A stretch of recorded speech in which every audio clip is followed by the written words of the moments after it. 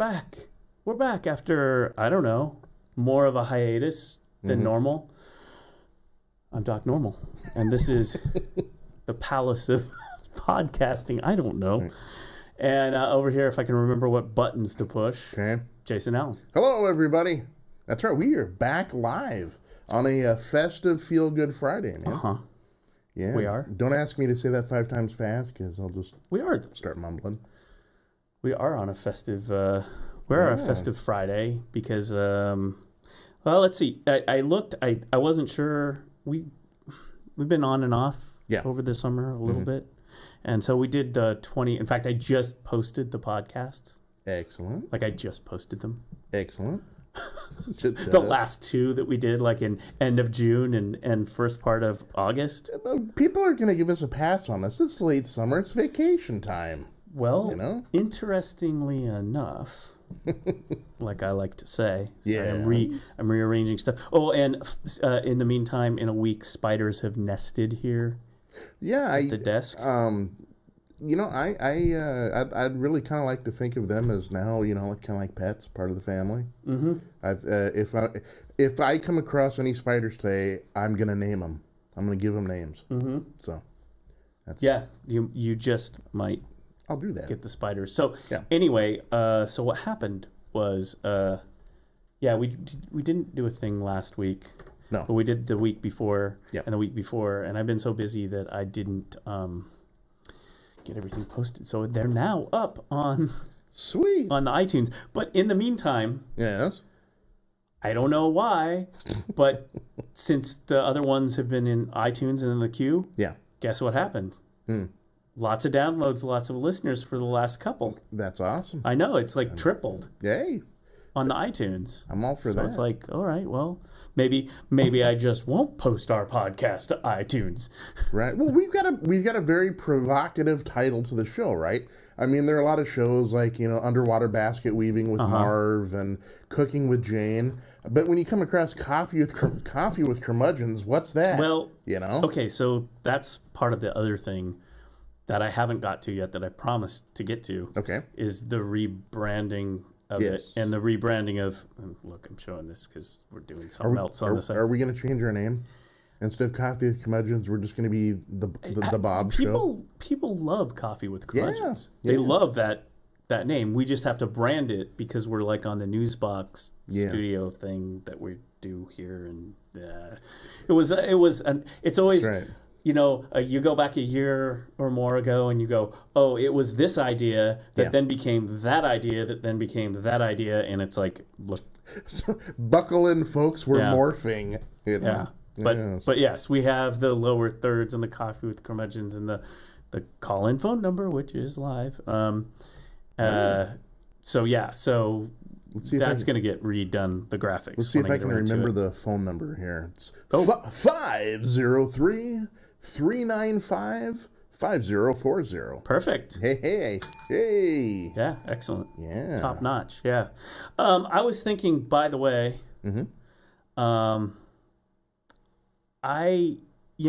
because it's the spiders and it's kind of, I don't know, it's kind of stinky down here. And you and I are middle-aged men and, you know, we need a little help. Don't you think? We can use all the help we can get. Well, the reason I'm saying that is because, courtesy of the fine folks at Section B13 of Antique Alley. Excellent. Section B13. Sounds like some... I wonder if I can... You know what? I'm going to use the Zoom. Look out, folks.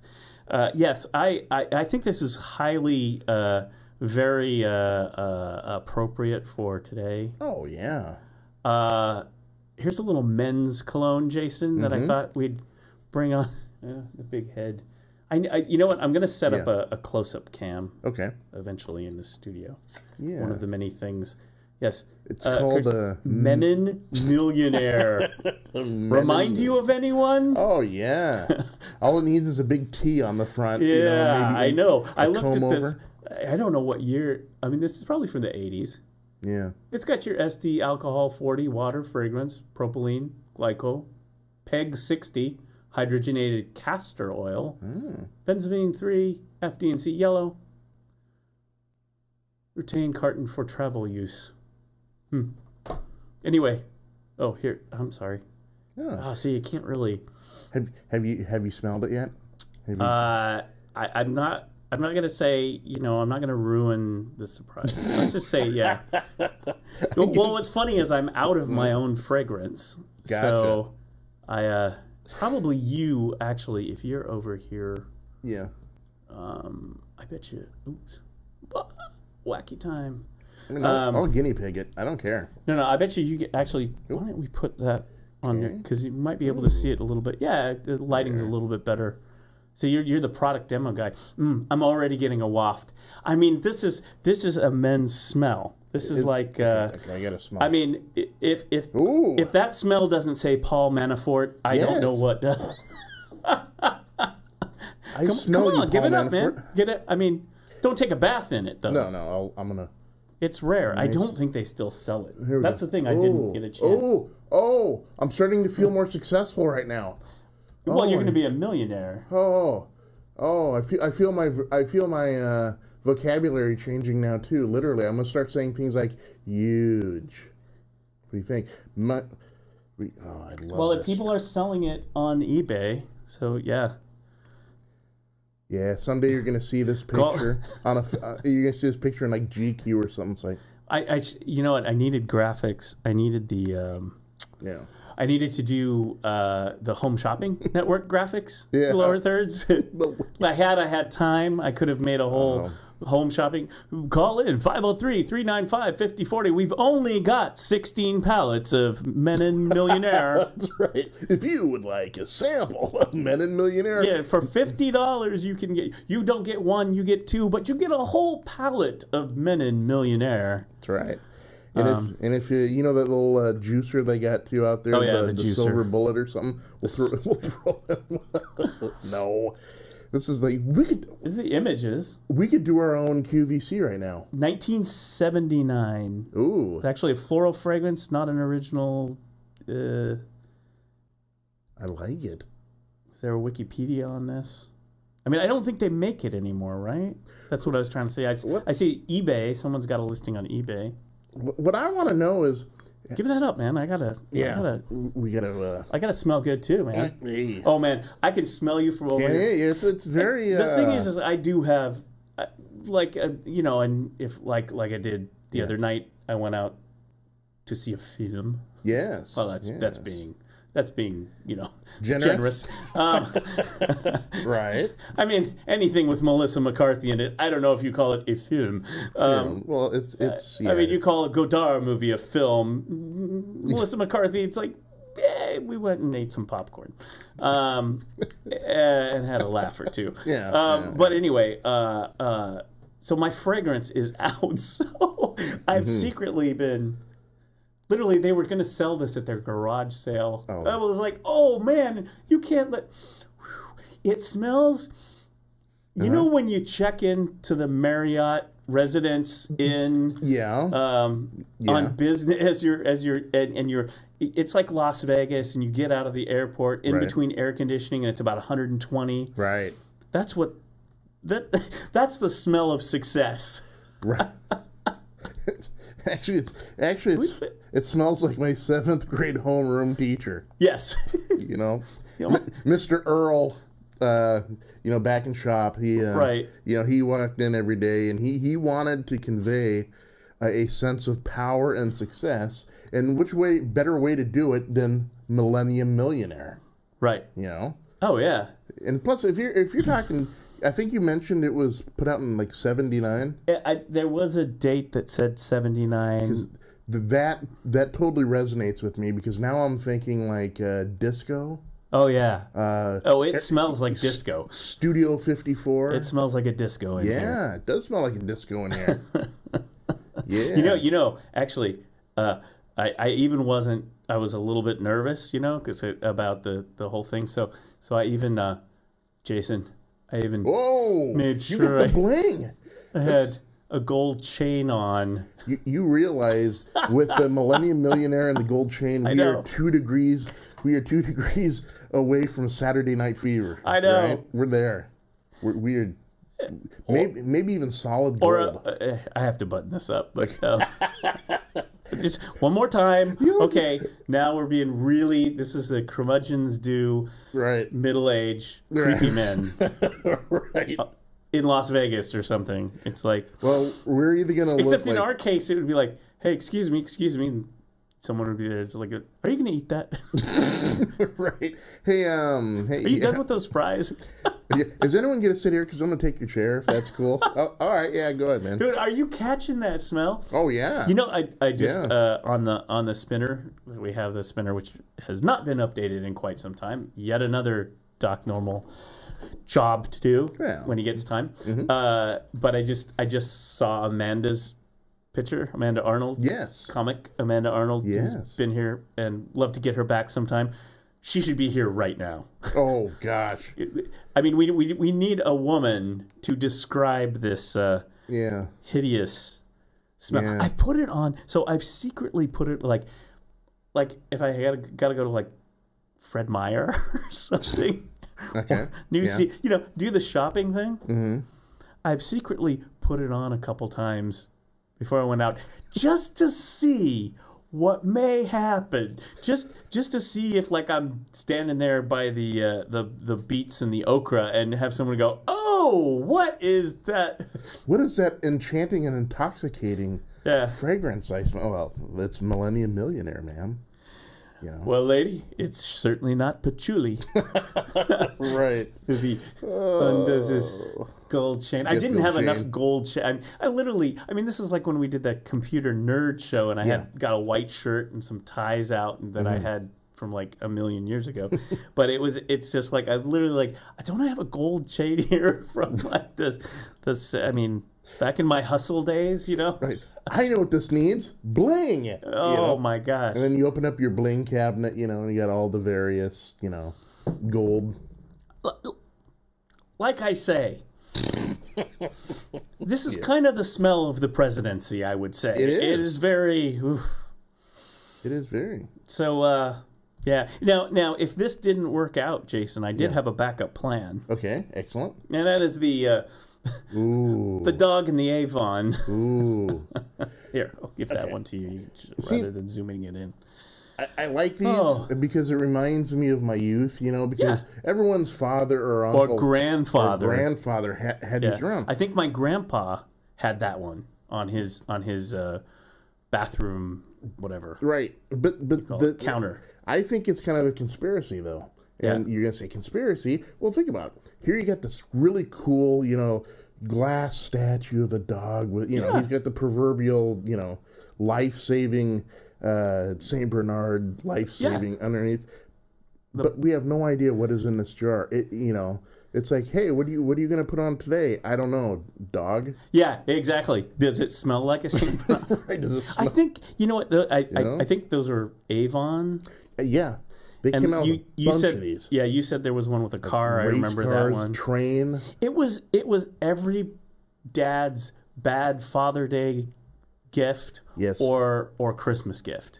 Right. Right. Right. Oh, honey, thank you so much for the tie and the Saint Bernard and the dog. Yeah, and what you would do is, like, at some point, your dad would have a stack of these glass, oh, there's the car, oh, the riverboat, the Saint Bernard and stuff. Just, because nobody was putting that stuff on. Right, because he had a whole, on one of his dressers when I was growing up, he had a whole line of, and these were like given at Christmas party, Christmas party or whatever. And I remember one time I asked him, and I said, hey, Pops, do you ever use it, right? And he just kind of looked at me like, have you ever seen the look from a father? The father gives a son the look that says, I can't believe you come from my loins. Because I was like, hey, cool. This is the St. Bernard.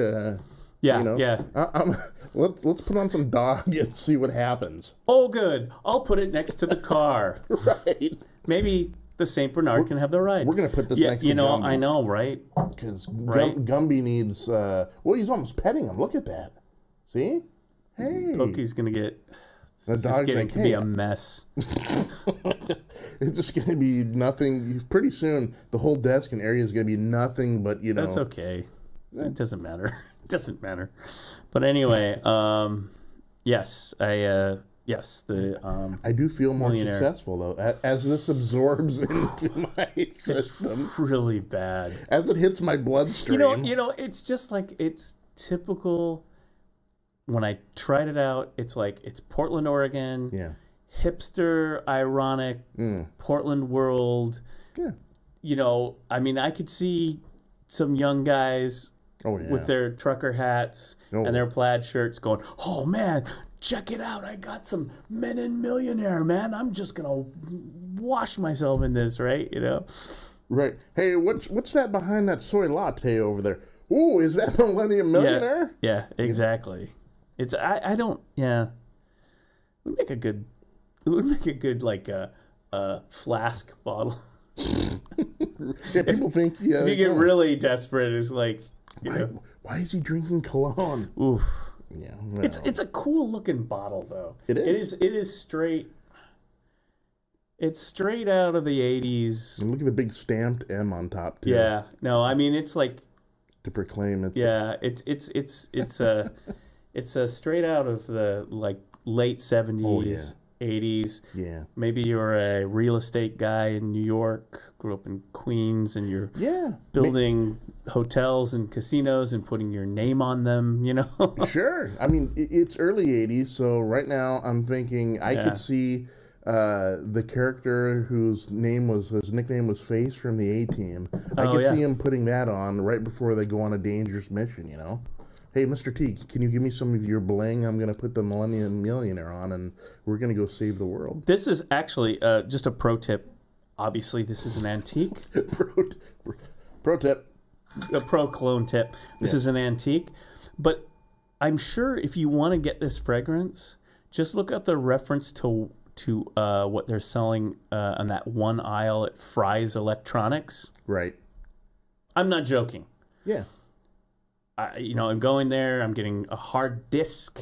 You're getting chips. Yes. You're getting things USB, all of that stuff. There's things here in this studio that came from Fry's, right? Yeah.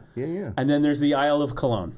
Right, because when you're going to check out, right? Yeah. You got that area up front that has all the little knick-knack stuff in it. So you got some cool, tech-related stuff. But then you got the beef jerky and the Millennium Millionaire. And then, they put it out there. It's a whole aisle of cologne. It's great because you got to walk through it to get to the register. So you're besieged. And so you get one whiff of that. And it's like, holy cow, I could give this as a stocking stuffer. I know. I spent, a couple years ago, I spent a good half hour in that aisle going, look, it's DK. Right. I wonder what that stands for. I must buy it. Water polo. Right. Right. It's not Charlie, it's Chucky. Chucky. Yeah, I mean, literally, they're all like, it's not Ralph Lauren, it's Ralph Lurid. Yeah. No, that's exactly what it is. It's like they get the bottle, they make the bottle up, they change the spelling a little bit. It's like, okay, let me ask you this question then. You know what I'm talking about. You've seen this. I do. And I'm going to exacerbate that point. Yes. Let me ask you this question. Would we see that in a Dollar Tree? Where you're going through and have the little fragrances there when you're trying to get to the doilies. Here's the thing, Jason.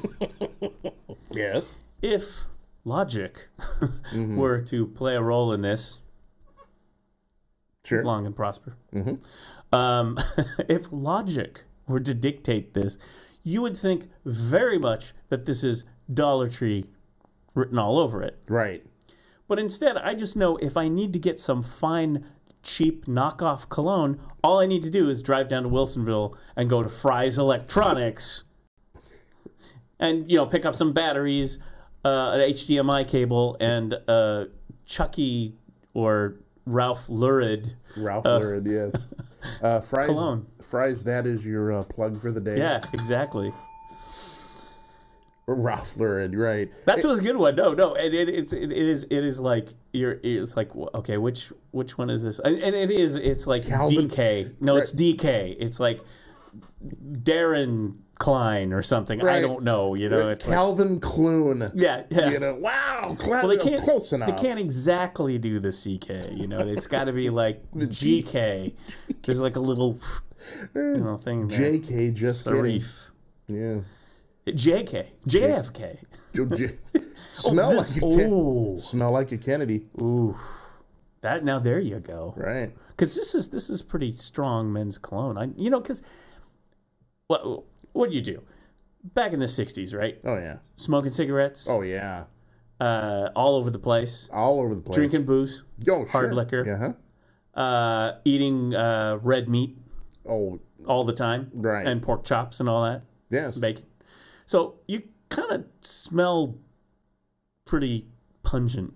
You do. So you had some strong, and then the gasoline and stuff you'd put in the vehicle was full octane. Right. I spilled some on my pants, my slacks. Okay, well, whatever. So you'd really lather up the cologne, I think. Oh, yeah, because at that time it goes in layers, right? Because first, you're a young man about town. You're about ready to head off to work for your corporate gig somewhere. And then first, you got the aftershave. I'm going to put on some aftershaves. Here, have some. Of course, we can't, we go through the Dollar Tree and we don't find Old Spice. We find New Spice. Yeah. We put that on, and then we look and say, that's just not enough. I've had my coffee and I'm now more awake. I need another layer. So you go to the Millennium Millionaire. Because it's not going to fail you. Yeah, I'm thinking you've had a night on the town, a bender. You and your brother, and a guy named Sam Giancana. Yeah. With a well-known, well-endowed, Hollywood actress. Sure. You've been boozing it up. Yeah. Got a little lipstick on your collar. Yeah, it's a late night. And then you're coming home to Mrs. J. Right. We got to cover that up. In her pillbox hat and a stern look. So I'm thinking you're in the back seat of your Secret Service limousine, just slapping on the cologne. And do I have a little lipstick here? Right. In every assistant to the bigwigs. Bobby, you're gonna take care of this, aren't you, Bobby? That's right. Bobby. Millennium Millionaire. You're the Attorney General. Take care of this. Right. Don't tell the Vice President. Oh, that wasn't the best Kennedy. Didn't I smell that one night in Chappaquiddick? Oh, I could have sworn that I got a whiff in the air. No, too soon. Oh. Too soon. Yeah. Yeah, I'm thinking, Millennium Millionaire. Why, Jack, you're wearing a lot of cologne tonight. Right. That's right. Yeah, with the Boston, heavy Boston accent. Yeah. Yes, I'm wearing. That was a lot of cigars. I was smoking cigars with the former president, General Eisenhower. Right. We were talking about Khrushchev and the help me out here, Robert. The missiles in Cuba. Yes, that's. The Cuban. Well, as it turns out, yes, General Eisenhower does like to wear a little lipstick from time to time. It's a state secret. We won't. We won't divulge that. I just denigrated one of our greatest generals of all time. Right. Millennium Millionaire got me through the Cuban Missile Crisis. Yeah. Bobby wears it to this day. Yes. Oh. Nasty things going on down there in Cuba, Jackie. Yeah. Maybe that's what set Sirhan off. Oh, no. Oh, I'm sorry. Too soon. Too soon. Sorry. I just, when you put on Millennium Millionaire, take you anywhere. You can't help but speculate. I'm sure our buddy E. Howard Hunt did his bit for Millennium. That's his deathbed confession. Son, come closer. Yeah, Pops, what is it? I got a secret. Finally, he's going to tell me. He's going to do it. They were wearing Millennium Millionaire. Oh, no. It's like, I could just see him as they're walking up to the door to break into the Watergate. It's like, Liddy, you got some cologne? It's like, they're just slapping. He and Liddy, they're just slapping the cologne on, right? That's how they got caught. The night watchman was walking through the lobby and he says, "Ooh, is that millennial?" follow the scent, so it led him up there, and Yeah, exactly. Wow. Oh, man. So that's Man's Cologne. Yeah. Very, very, you know. It does. And I so my cologne of choice, I think it was like came out of the 80s. Okay. And it was one of these kind of, I swear it was like Michael Jackson was like on the ad or something like that. Yeah. And it was just one of those things where, here's the secret. I don't know about you, Jason, but this is how I do men's cologne and fragrances, okay? First, you get sample bottles from people. Yes. And that's how that happened. Yeah. Some lady or just like, oh, look, here's a free set. You know, those little tiny guys? Try this out. Or you're walking through the Nordstrom or whatever, and the lady, you know, and she's got all kinds of smells and things going on with her, right? And the makeup and everything. It's like, hey, would you like a free sample, especially around the holidays? Oh, yeah, because when you walk through Nordstrom's or before Macy's, it was Meyer and Frank. Meyer Frank, yep. And you would go in, and literally, if it was about Christmas time, they had, I called it the gauntlet, because you had on both sides of the aisle, you had young ladies holding up you know, cologne, and you had to go through there while they're all spraying you, right? So you literally walked out of there smelling like potpourri because it's all different. You know? It's like this is your chemical warfare training, Alan. Get in the trenches. We're gonna do this at the cologne counter at Nordstrom. That's right. It's okay. Just make sure you got your gas mask on. Didn't the Geneva Accords outlaw millionaires? Well, you get that stuff in your eye. You're going to blind yourself. I mean, it's like mace. Yeah, it's alcohol. Yeah. So I would get the sample, right? Yeah. And then you go out somewhere and you want to, like, I don't know, as a guy, you know, I always, you know, I'm just one of those people that I don't want someone to go, I'm going to walk in and go, what does that smell, right? I mean, I want to smell nice or whatever, if I'm around it. But you want to blend in. Yeah, put the sample on. Yeah. So you get these different samples, you put them on, and, you know, it'd be like, oh, you're wearing cologne, huh? Well, then there was this one time I put this sample on, right? And it was like every lady I encountered was like, what's that? What's that smell? And first you're like, uh-oh, you know? Right, oh boy. But then it's like, no, I've got to find it. And, you know, and then you're like, I was in the show business thing a little, right? Like the theater. Sure. Like I wasn't like in the theater. I was like a musician, a pit musician. So I was hanging out with a lot of show folks, and they're friendly, you know, and, you know, do a show and go party and hug each other, you know, that sort of thing. You got to have the after party, right? The after performance party. It's a tradition. And so all of a sudden, these ladies were like, you know, and like some lady would be like close to me and go, I was wondering where that smell was coming from. Oh, I'm not joking. Nice. I'm not joking. And this would happen often with this sample cologne. Excellent. So homie's got to go out and go find a bottle of this stuff because, hey, this is like the cologne I should maybe be wearing because apparently 55-gallon drum of it. I want to order it in bulk, you know? No, it would be like it was really, you know, and I guess what they say is like those ladies at the counter. There's guys there too and stuff, but, you know, we're old school. Yeah. Right? What they would say is, you know, the cologne mixes with your body set, right? And if you get the right one, it's you score. You don't score.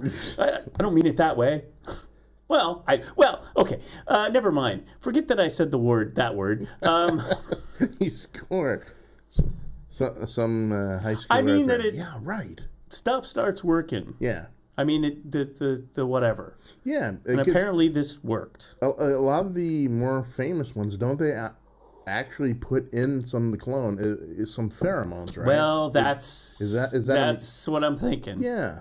Now I don't know how they do that or work that or whatever. I mean, I don't know what that's about, you know? I mean, I've heard that, but or something. Yeah. But all I know is I'm wearing this sample. I'm, you know, young man at the time.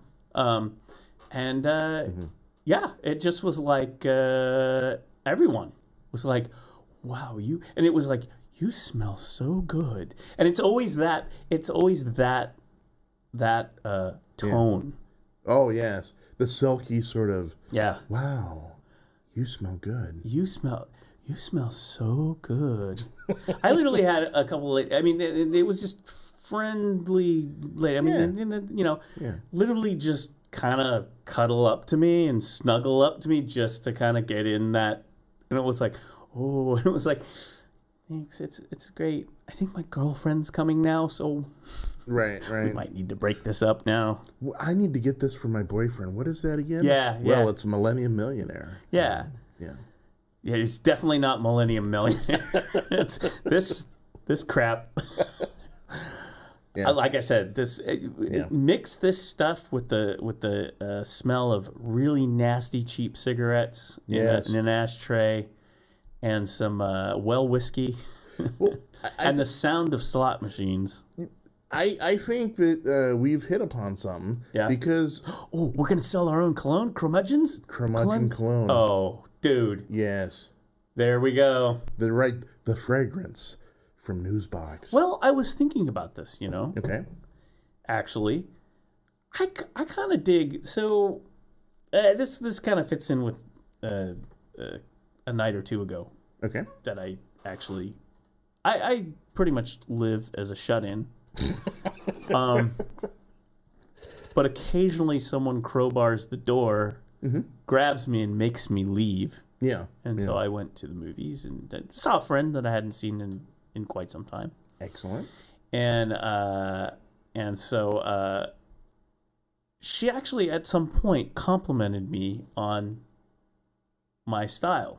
Oh, excellent. And I thought, you know, and to me, I'm always like, well, yeah, you know, but she's dating, doing the dating thing. Gotcha. So it's kind of like this thing where, you know, you're on that app and you're like selecting people to go out on dates with, guys and stuff. And so she's describing this thing, and you know, she's found some good stuff. But you know, it takes a while, I guess. Well, I guess you got to filter through it. Guys, right? You know. Yeah. But this being Portland, one of her complaints is style. I guess you want to say. Yeah. You know. Yeah. Like to me, when I was growing up back in the old school days, you know, I never learned that going out on a date with someone or doing something meant you wore a trucker hat and a plaid flannel shirt and some cargo shorts. But apparently, sure have changed. Yeah. Apparently.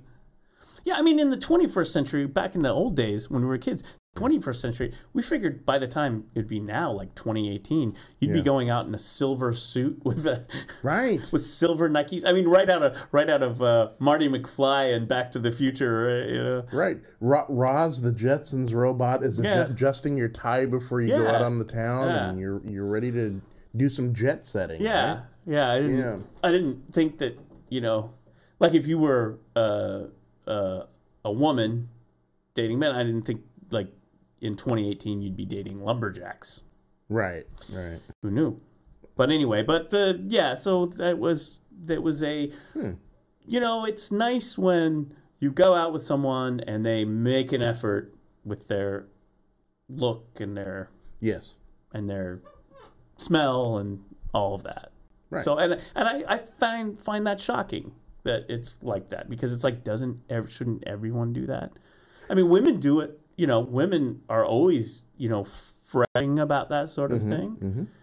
And what guys don't, it's like, you know, I'll just put on some sweatpants and some some dirty Nikes, and you know, it doesn't make sense. You're absolutely right. Back in the day, when you went out to any social gathering or a date or whatever, You wanted to, that's where sayings like dress to the nines and other stuff come from, right? Because you go out, you dress to impress, right? And nowadays, you're absolutely right. I mean, you'll see a burgeoning new couple on the cusp of a relationship walk into a nice restaurant, and he's wearing flannel and skinny jeans. And Birkenstocks. Right? Oh, man. And nowhere to be found is anything as potent as Millennium Millionaire. Yeah. I mean, he's either straight Nag Champa incense, or maybe just a hint of patchouli. Oh.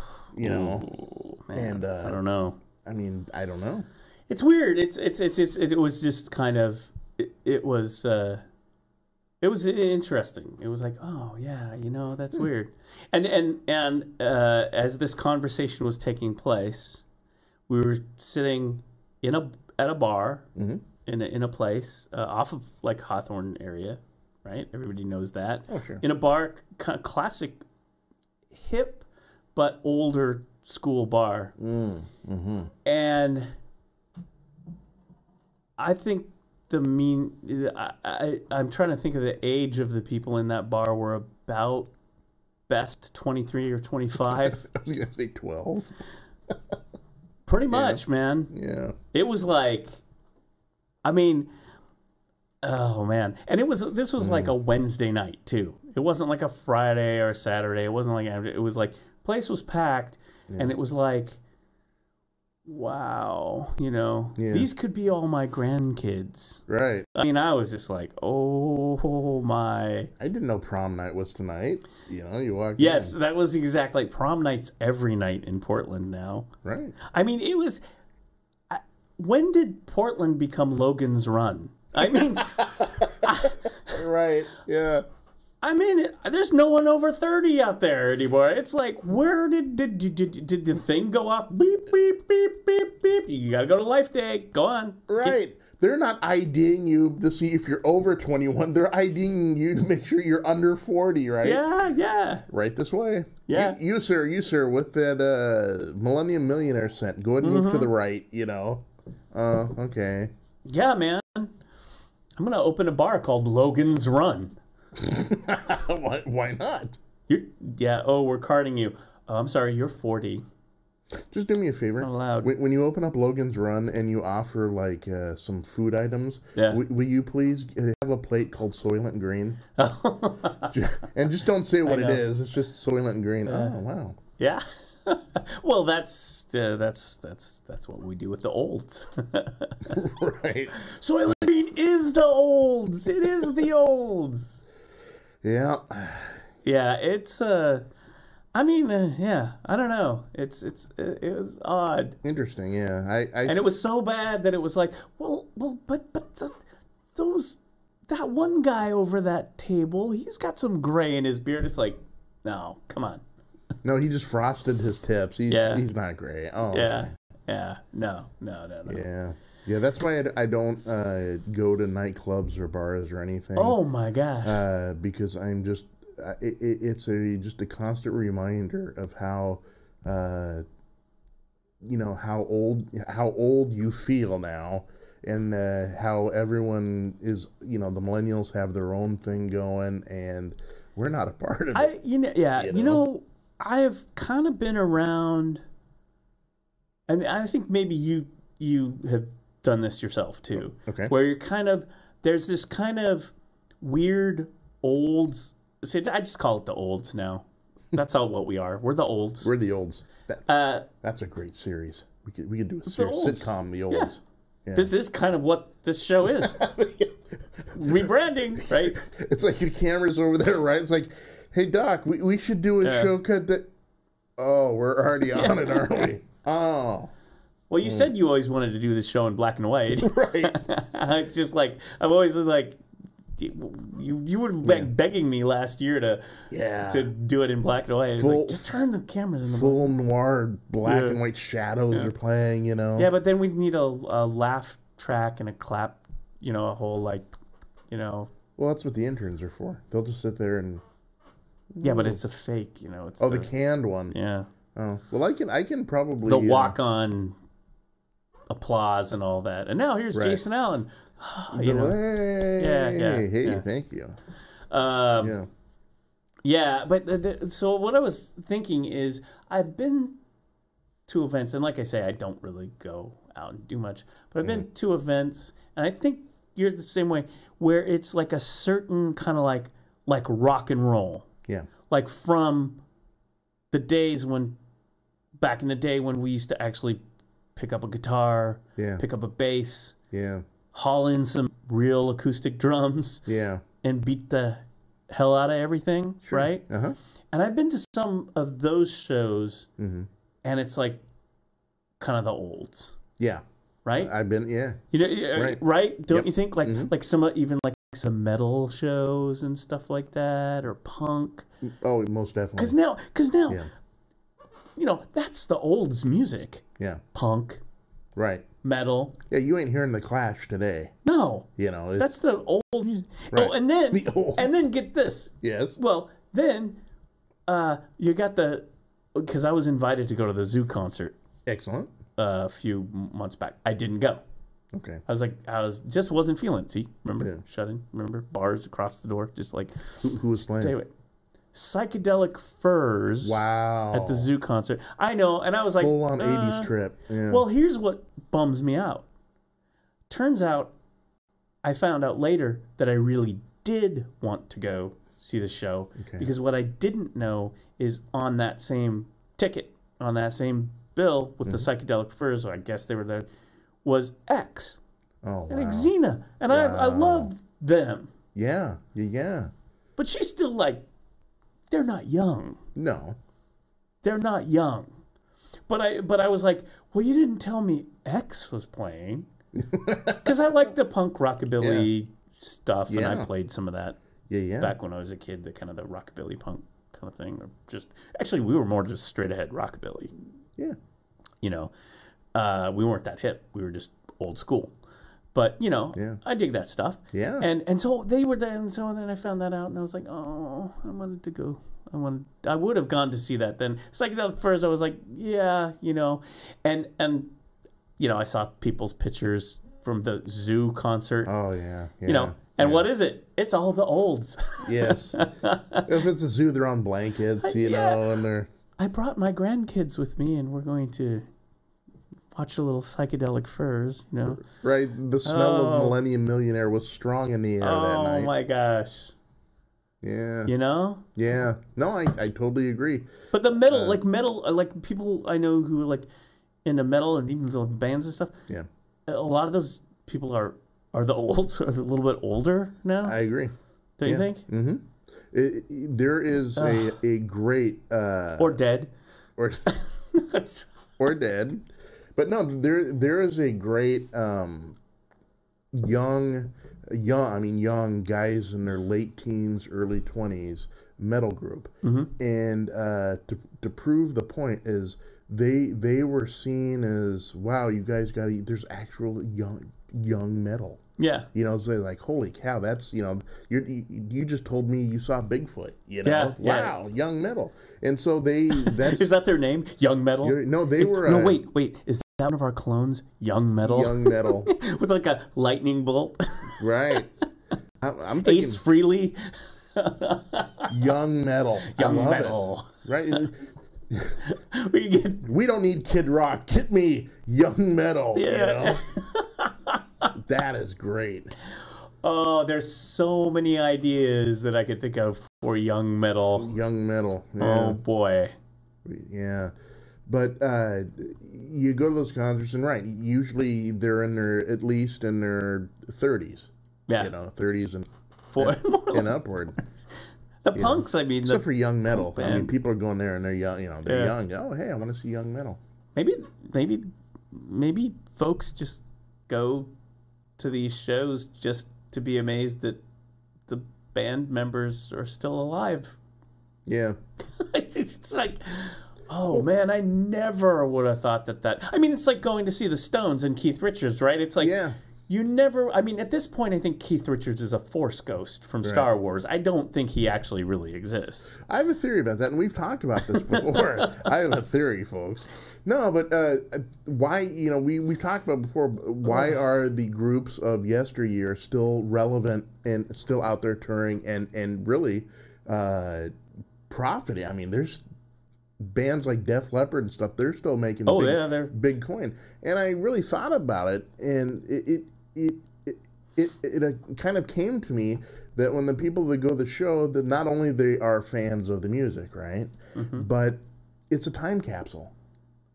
It's you can sit there and you can be 40 years old, 38 years old, however old you are, and then you can close your eyes and almost relive what it was like during the heyday. See. I mean, even though David Lee Roth can't even hit one in every 15 notes, but I think that's why it's still relevant. See, I grew up with that whole rock and roll, you know, ethos of, you know, I mean, I really did when the Who said, "I hope I die before I get old," you know, rockabilly. Talk about my generation, you know. Live fast, die young, right? Yeah, and then, you know, what do we do in the 80s? See the Who reunion tour. It's like, these guys are what? Right. 50 now? Yeah. And then they were like, this is their last, you know, go see them because this will be the last tour. Right. The last of the fourth of the last of the fifth of the, you know, until it was like finally like, well, not a whole lot of the bandmates are even alive around here anymore. I don't know. Mick Jagger's using a walker and Keith Richards is actually petrified. Yeah. You know. Yeah. I mean, I know I kind of like, I was a Police fan. Right? Yes. And as much as I liked them, when they shut that down and broke it up, I was like, that's rock and roll. You guys have put out a whole bunch of really great, solid albums. You changed your sound. I mean, you go from, not Zenyatta Amore, the first album, Outlandos de Amor, with Roxanne, and then your last album is Synchronicity. Yeah. Wow, that's a whole progression right there. Yep. And then everyone hates each other, they break it up, and they're done. And then they did do a reunion, which I found out. I was like, oh, no. I mean... They went on a reunion. But still, I dug that. I was like, that's rock and roll. You know? It's like the Beatles. Yeah. They set the standards, right? Look what the Beatles did, right? From their first music, the Sgt. Pepper's Lonely Hearts Club Band and all that. And then it's like, boom, Yoko, and it's over. Yep. You know? And Led that's Zeppelin rock and roll. Led Zeppelin, well, and that's because Bonzo died. No, yeah, but I mean, for years, I mean, come on, on, Jimmy, come on, Robert, you got to do this. They were getting, and there was even rumors that Bonham's kid was going to sit in on the drums. Well, but they did do that, though. Kinda. They did do that. They did that. They did that. But it wasn't a full blown tour, though. His son. I mean, they started that for, if I remember, it was Live Aid. Yes. Was what they did. But yeah, Jason Bonham. 85 or 86, right? Yeah, Live Aid, whenever Live Aid was. Yeah, but they only did like, what, 2 or 3 That was songs. the closer of Live Aid. For those of you who would like a little pop culture history right now, the closing act of Live Aid was a Led Zeppelin reunion with Jimmy Page and Robert Plant, and I think it was wasn't Jason Bonham on drums and Phil Collins. Pretty much Phil Collins played all of Live Aid. Yeah. It was pretty much like, who's on drums? Phil Collins? He flew in from London to play drums over here now, you know? Right.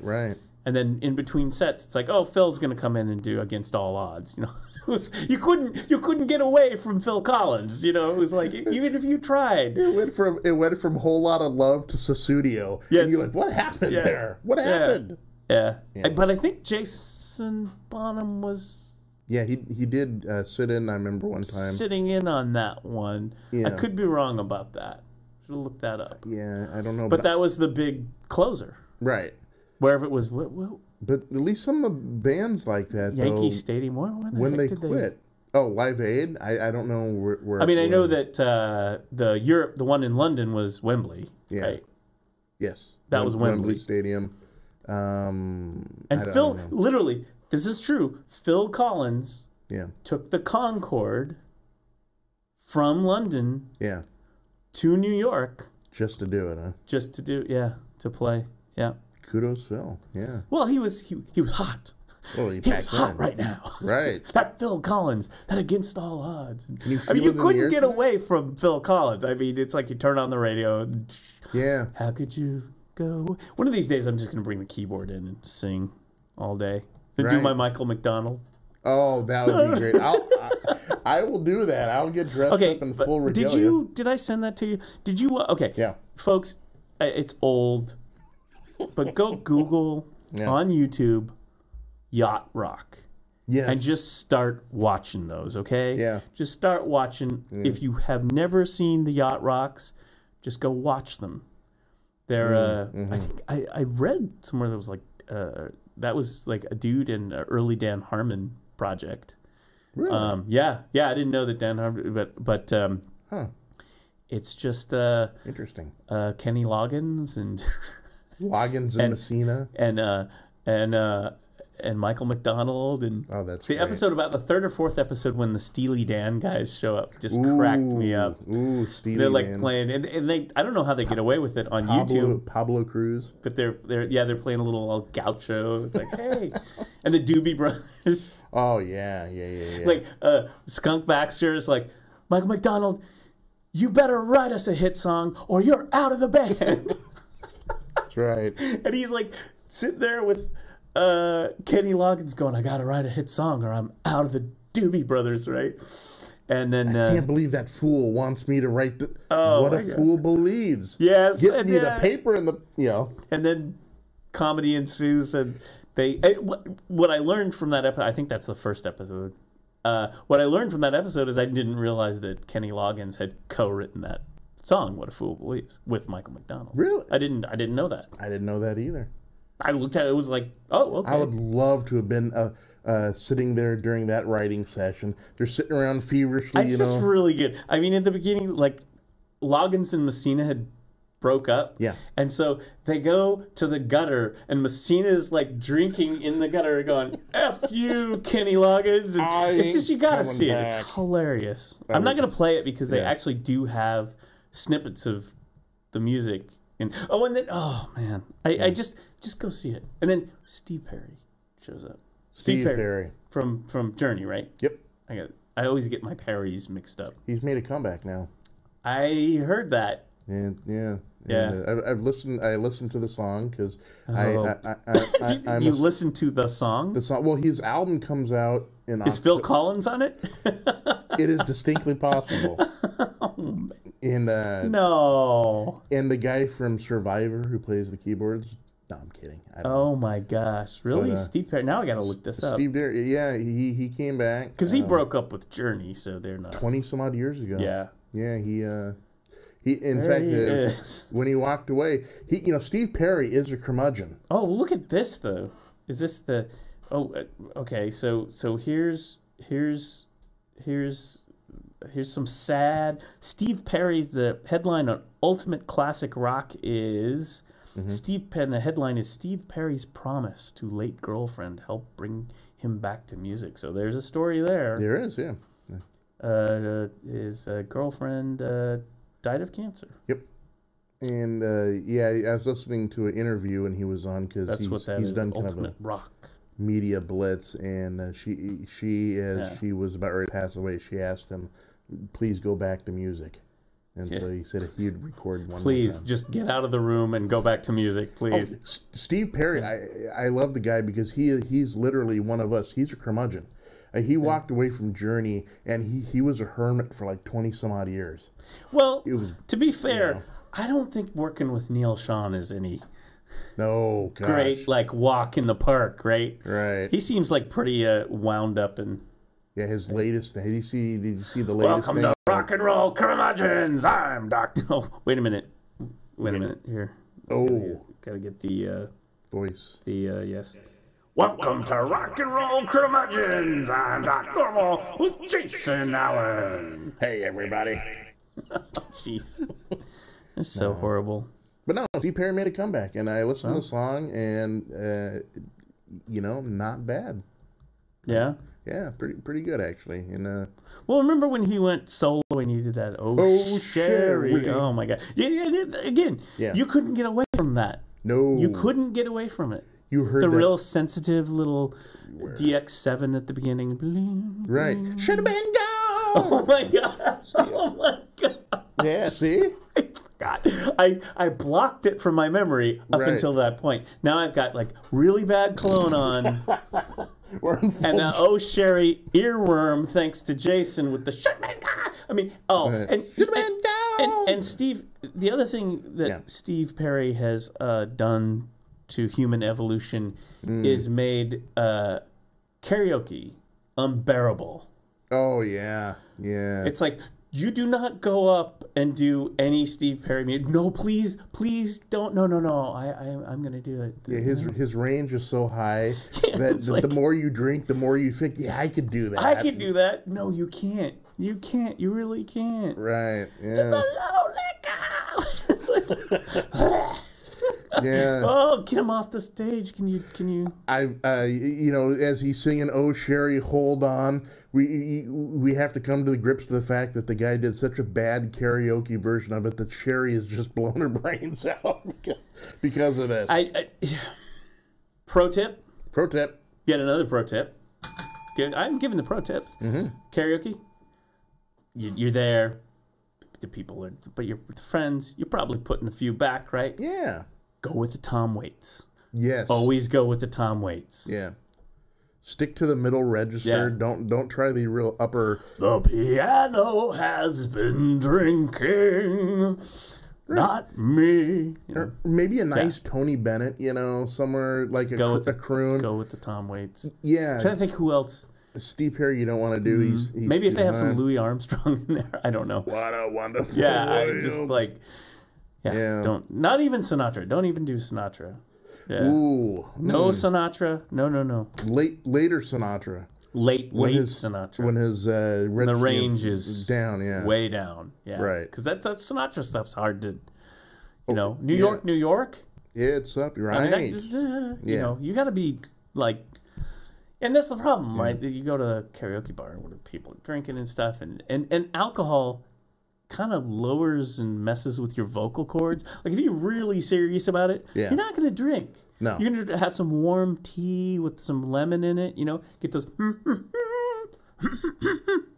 and you're doing like literally 45 minutes of vocal exercise before you hit the stage. Here's a good one. Yeah. Okay, here's a real pro tip go to. Okay, pro tip. ZZ Top.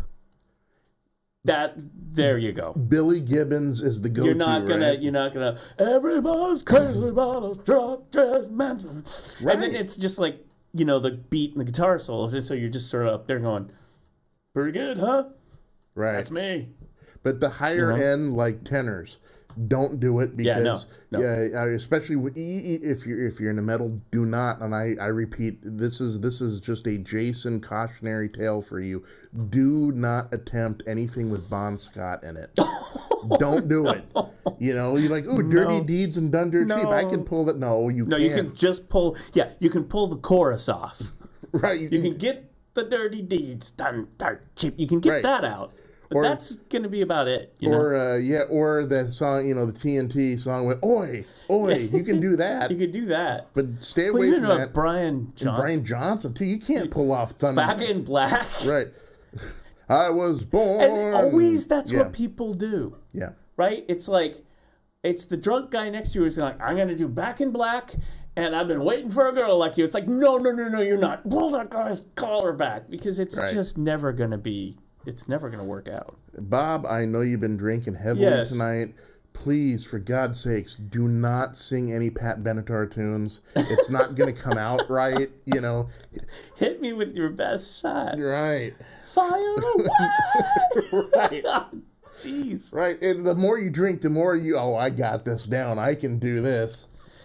I mean, you can't even do the Van Halen remake of You're No Good, You're No Good, You're No Good, because even David Lee Roth's up in the register there. You just can't, don't. A lot of that rock and roll music, because it was rock and roll. Yeah. It was loud. It was guitars and stuff. So what did the singers do? They took it up a notch so they could. You get Just ask Geddy Lee. There's something else you don't want to sing. No rush. No rush. Okay? No rush. Yeah. I know you feel like you're in the limelight right now, but grab a seat. Exit stage left, right? Oh, my God. Right. No Geddy Lee, no Brian Johnson, no Bon Scott. Plus, you just mess up the lyrics anyway. Yeah. It's like, what is this again? Wait a minute. It's going too fast. I'm trying to... Living in the limelight, the universal dream. I didn't bring my glasses here. Right. Of course, I don't think there's very many people who know the lyrics to any Rush song. They're just... I know, that's me. That's pretty much me. Tom Sawyer's a mean guy. Yeah. That's me. That's pretty much I've got... Living in the limelight, the universe as swinging Yeah, exactly. Right. We are the priests and the temple of Sirius.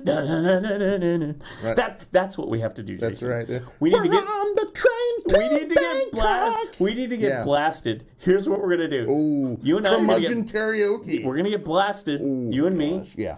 And we're gonna do the side of 2112. Yeah. It's like, what are you guys doing? We're doing 2112. Mm-hmm. Get ready, strap in, folks. And if you guys ain't blotto yet, then we'll do Caress of Steel right after that. You know, Ooh, Bastille Day. Bastille Day. Ooh. Yeah. That's actually Red Barchetta. Yeah. Spirit of the Radio. Well, that's on. Red Barchetta is on Moving Pictures. Yeah. But I think Bastille Day is on Caress of Steel. I believe. That was an early hit. Yeah. No, I'm tempted to say it's earlier than that. I think Bastille Day, may have been their first album, just Rush. Yeah. With Working Man. Right. They call me the Working Man. That's what I Right, there was their first album. Yeah. Like, wasn't it like Rush and then Caress of Steel? Like no, it was Rush, Fly By Night, Caress of Steel. Oh, yeah. Okay. Well, it's somewhere in there. Now, yeah. Now, but you just... See, you gotta... I'm sorry. I mean, I could ask the Echo, but I don't think... You know... Well, let's try it. Okay. What do we want to... Echo... What is the track list for Rush's Caress of Steel? Sorry, I don't know that one. Yeah. She doesn't know the words either. I don't know. I'm curious now because I want to know what... Something about Tom Sawyer is a mean guy. No, if you're gonna do David Lee Roth, right? You can but you have to keep a tune that's safe. You can't do early. Even Running with the Devil. I was right, Jason. Caress of Steel? The opening track. It looks like the opening track is Bastille Day, the first track. Wow. Well, what's the track listing? No, wait. Singles. Well, that's what it says, Bastille Day there. But if you're going to do David Lee Roth, go with something later. I'm thinking... Yeah, yep. Panama is probably a safe Caress track, of Steel. Right? Track 1, Bastille Day.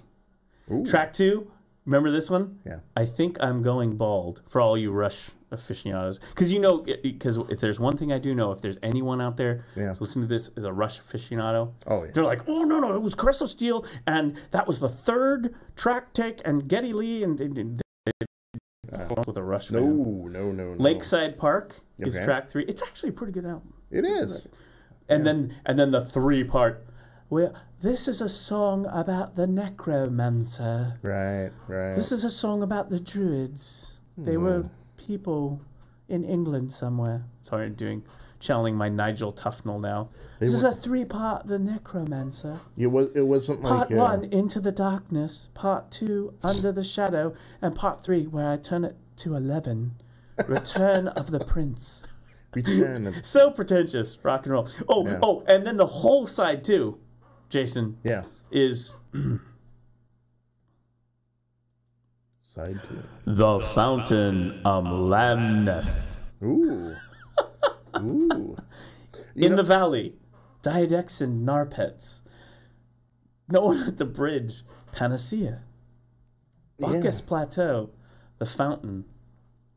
Alex Lifeson was just off going, oh my God, I don't know what I'm doing. When's my guitar solo, okay? Yeah, the funny thing about Rush is all the lyrics after the very first album, because, Peart joined Rush he's after on the Caress first of album. Steel. Yeah. He writes the lyrics to all the songs. So that's Neil Peart going off off the deep end. In you know. Oh, you were right. So Fly By Night came before Caress of Steel. Yes. Rush. Fly By Night. Fly By Night. Steel. And then Rush. So it was Rush. Yeah,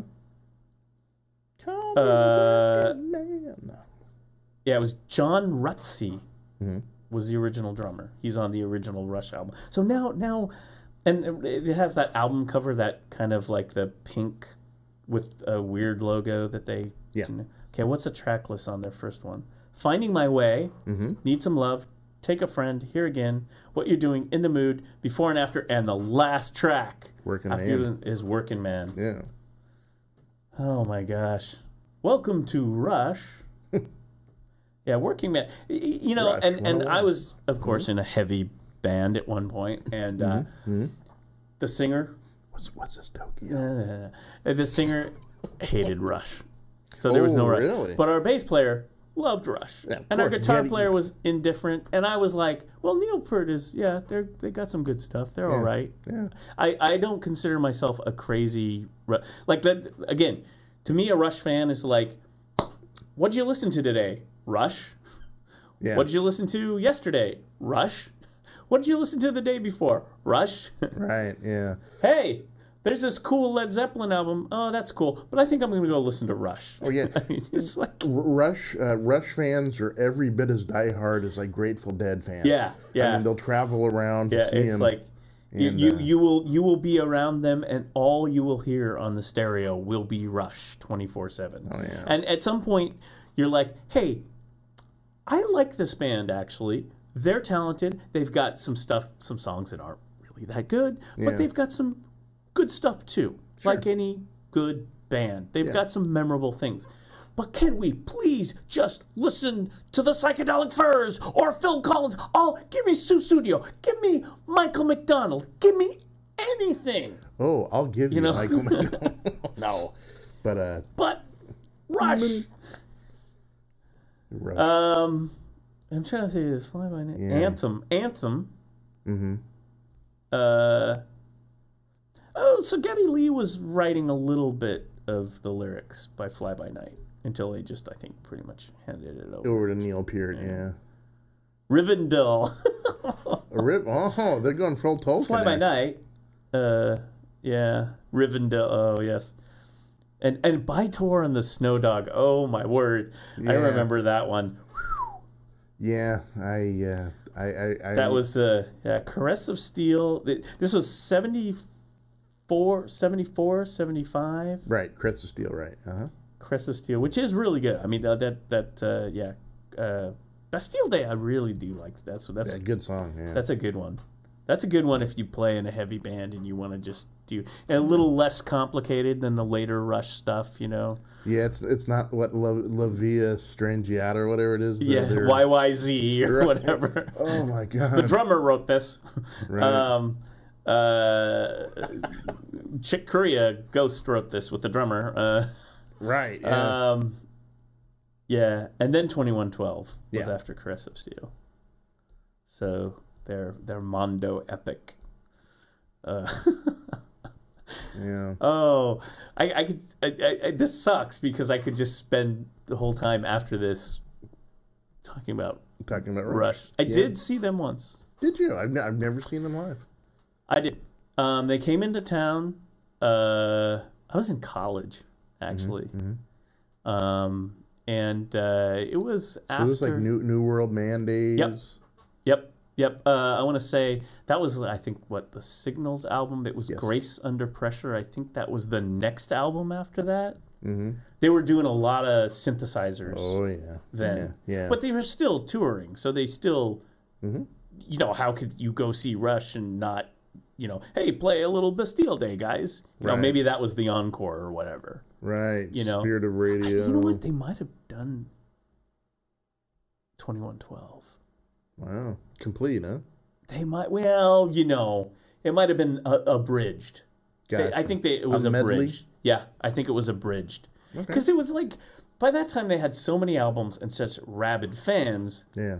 I mean, it was like the Police. Yeah. Right? Yeah. You do like synchronicity and that stuff, but you can't walk out of there without doing Message in a Bottle and Roxanne, and you got to do the hits. Yeah, don't stand so close there. Yeah. You got to do the hits. So yeah, I think they did a little medley, little 2112. Not homage. Exactly a full like half hour or whatever. Yeah. But it was because I remember that it was my girlfriend at the time, kind of my school girlfriend. Mm-hmm.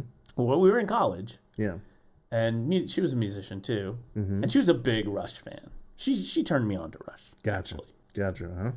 She and her brother in high school. It's like, well, I remember that. And so we went and we saw it. And I remember she was kind of like freaking out when it's 2112. I like this one. Yeah. It's pretty fun. Ooh. But it was good. I mean, they were coming into town. By touring the Snow Dog. Yeah. By touring the Snow Dog. Yeah, pretty much. No, it was just like it was like at the Coliseum or whatever there, and it was an entertaining show. They put out a really good show. They had because this was around the time. Remember SCTV and Bob and Doug McKenzie and all this stuff? They were Canadians. They were Canadians. So there was this whole like thing back and forth between Rush. Did a song for Strange Brew, right? Yes. Take off. They did. Yes. Yeah. Yes. They did the Bob. Geddy Lee did the Bob and Doug McKenzie song, and so they did one of the songs like off of Signals, and that whole album's about nuclear war and stuff. Like there were a couple other albums are like less guitars, more synthesizers, more nuclear war. Right. And it was Reagan years. Yeah. It was, Cold War stuff, height of the Cold War. And so I remember, I'll never forget, they had the big screen and everything. So they had a great stage show. They were Rush, right? Yeah. I mean, they weren't chintzy. And they had, was it Eugene Levy? It was the guy who did The Count, this is a scary, folks. And he introduced one of the songs. That's Joe Flaherty. Joe Flaherty, thank you. Yeah. I can't remember. Count Floyd. Count Floyd. So they had like a tape like before they did the song, and they're like, oh yeah, this is kind of a scary song, and all of a sudden, boom, there's this giant Count Floyd on there, and he introduces the song as Count Floyd. Nice. It was really cheesy, right? Yeah. But it was fun because it was like, it works. It is what it is. Yeah. So that was that show, and they played, and it was like, I'm a drummer, so it was like, I want to see Neil Peart, and he did a lot of cool stuff like flipping his sticks and stuff that I didn't know by listening to it. So I watched him, and he's like, wow, he's like, not only does he do the Neil Peart stuff, he does a bunch of bling and flipping sticks. And there was another guy who was doing that, and guess what homie here starts to do in his act. Right. And I was like, well, I know the songs, so I started practicing flipping sticks and stuff to the point where, we had our repertoire, was rehearsed. And I ended up taping my sticks white and red. So they were all like, they look like candy bars or whatever. If you flip them up, you'd actually, it wouldn't be just like a wood stick. You'd see like this colorful thing. Excellent. So I went out and started practicing, and you drop one or two every once in a while, right? Law of averages, but I got pretty good at it. I was kind of surprised. I'd be like, it was like, well, I'm going to do this fill, but I'm going to throw this stick up and play it down here and catch it and go down here and, give it a little, I mean, you got to entertain the people. Well, you got to. So it was pretty weird. I was actually kind of, to this day, surprised that I did that. Yeah. But hey, if it works. There is a little... on the one tape that exists of that band, there is a shot of me flipping. Excellent. I want to see that, by the way. Yeah, it's at the very end of a drum solo. Excellent. Yeah. So it's like, hey, it's the '80s, man. That's what you did. Yeah, it was the bling. Well, yeah, and Tommy Lee was like, flipping doing the Buddy Rich thing. Who was that guy who always twirl? He did the twirl thing all the time. Yeah. I can't remember who it was. Oh, I did that. I it's sad because now it'd be like I'd have to practice it again. Maybe the guy from Rat or something. But I learned. I mean, it was either flip the stick. Yeah. The twirl is actually easier once you get it because it's still in your hand, right? So you just be like, like you do a thing, right? Yeah. Okay, here's a fill, and I'm just going down here. I don't need two hands, so I'm going to just play this fill that I can do with one hand, and then I'm going to throw my hand up here and twirl the stick when I do that. Right. I did stuff like that. It's pure magic. Yeah.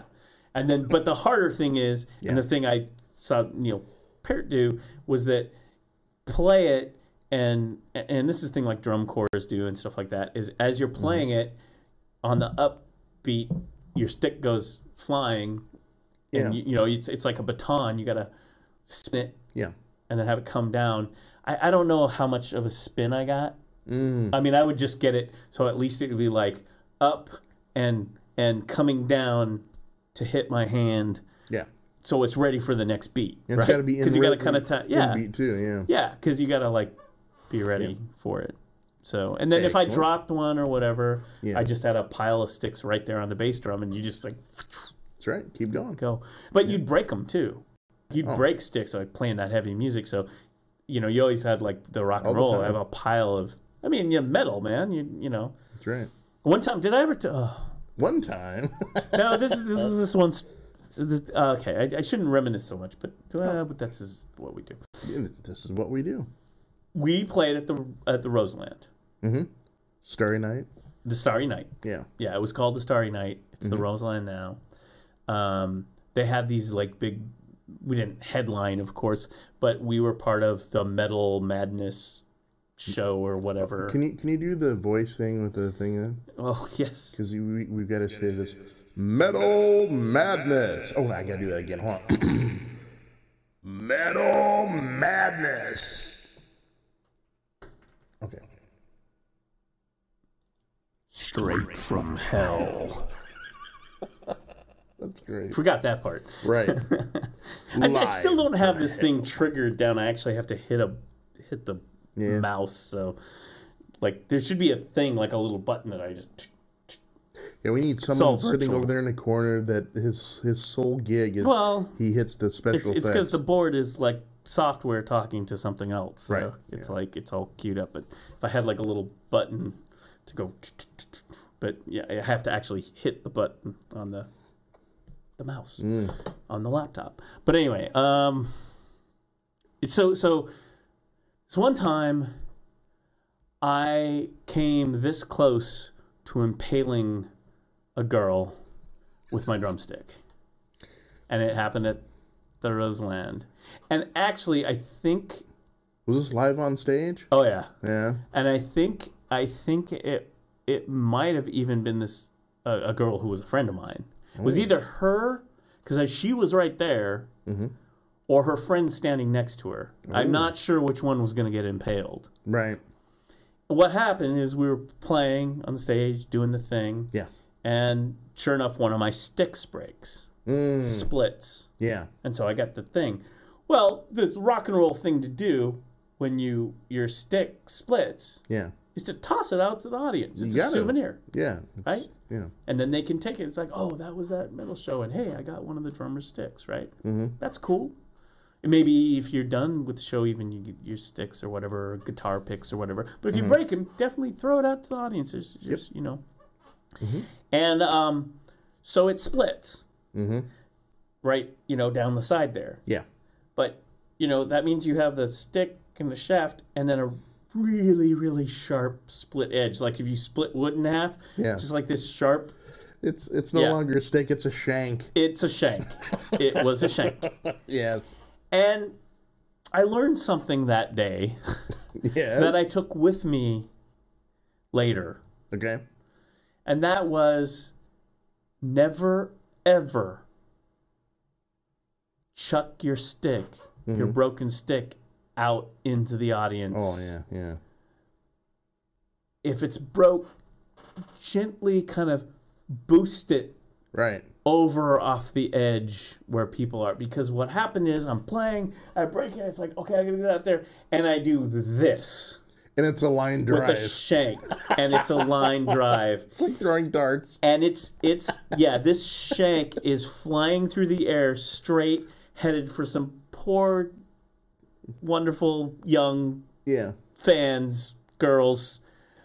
And I think my friend was standing there, and like I said, I think it was heading for her friend, and she pulled, and what I saw was everyone like ran away from this stick because I was throwing an impaler at my audience. Yeah. And oh my God, if it would have hit someone in the chest or something. I mean, it was, you're playing the drums, so you're exercising, your muscles are happening. Yeah. So if you're throwing a stick, you're like, boom, there. It's not like you're tossing it. Yeah, it's not a looping. No, it's like a line drive. I mean, it would have hit a target. Oh, man. It was going some miles per hour. And literally, like, as I remember this, I will never forget it because because afterwards you're thinking of the scenario of which they're loading the person in the ambulance, they've got a stick in their chest, or and out like, of their eye, oh my God. It takes out an eye, Yeah. Yeah. They were great. I loved them. I know. Like, Yeah. I didn't have any drummer's liability insurance or anything. Right. Yeah. I mean, I had not factored in the fact that, I'm suing you for $1 million. I lost an eye at your gig. Right. Yeah. No. So, when you did it, right? Yeah. And you throw it out there. It wasn't that like that, Jason. I am telling you, it was like, boom. Okay. It was that, pick up the stick, and look up and go, what have I just done? Oh, crap. Did she make the face like this? She's out in the crowd like, yeah, woo! Yes. Yes. All right, yes, woo! Luckily, it was that face and grabbing the other one, and then actually you saw a little, like in the crowd, a little thing open up. And what's funny is then the stick goes down and then it's like plink, clink, clink, clink on the cement floor or whatever, which is kind of funny because usually it's like, oh, I'm going to catch that stick or whatever. Don't get near that Don't do it. It was like... It's like the proverbial guy doing a stage dive and everything moves It was apart. exactly like that. No, it was like... Because usually you'd go to a show and you see like the stick gets tossed out. Or a real high looping. Although this one, man, it just should have stayed with me. I mean, it was literally like, it was like when you split wood in half and you just, like you said, you have a shank, you have a wood blade. Yeah. I mean, the rest of it is this sharp. I mean, if you touch it, you're like, ow, and you just a little, you could, Yeah. You could take someone out. Put some feathers on the end of it, you could play darts with it. Oh, man. Oh, yeah, it was like a lawn jart or whatever they call those. It was like I might as well been doing that, right, with the metal tips. And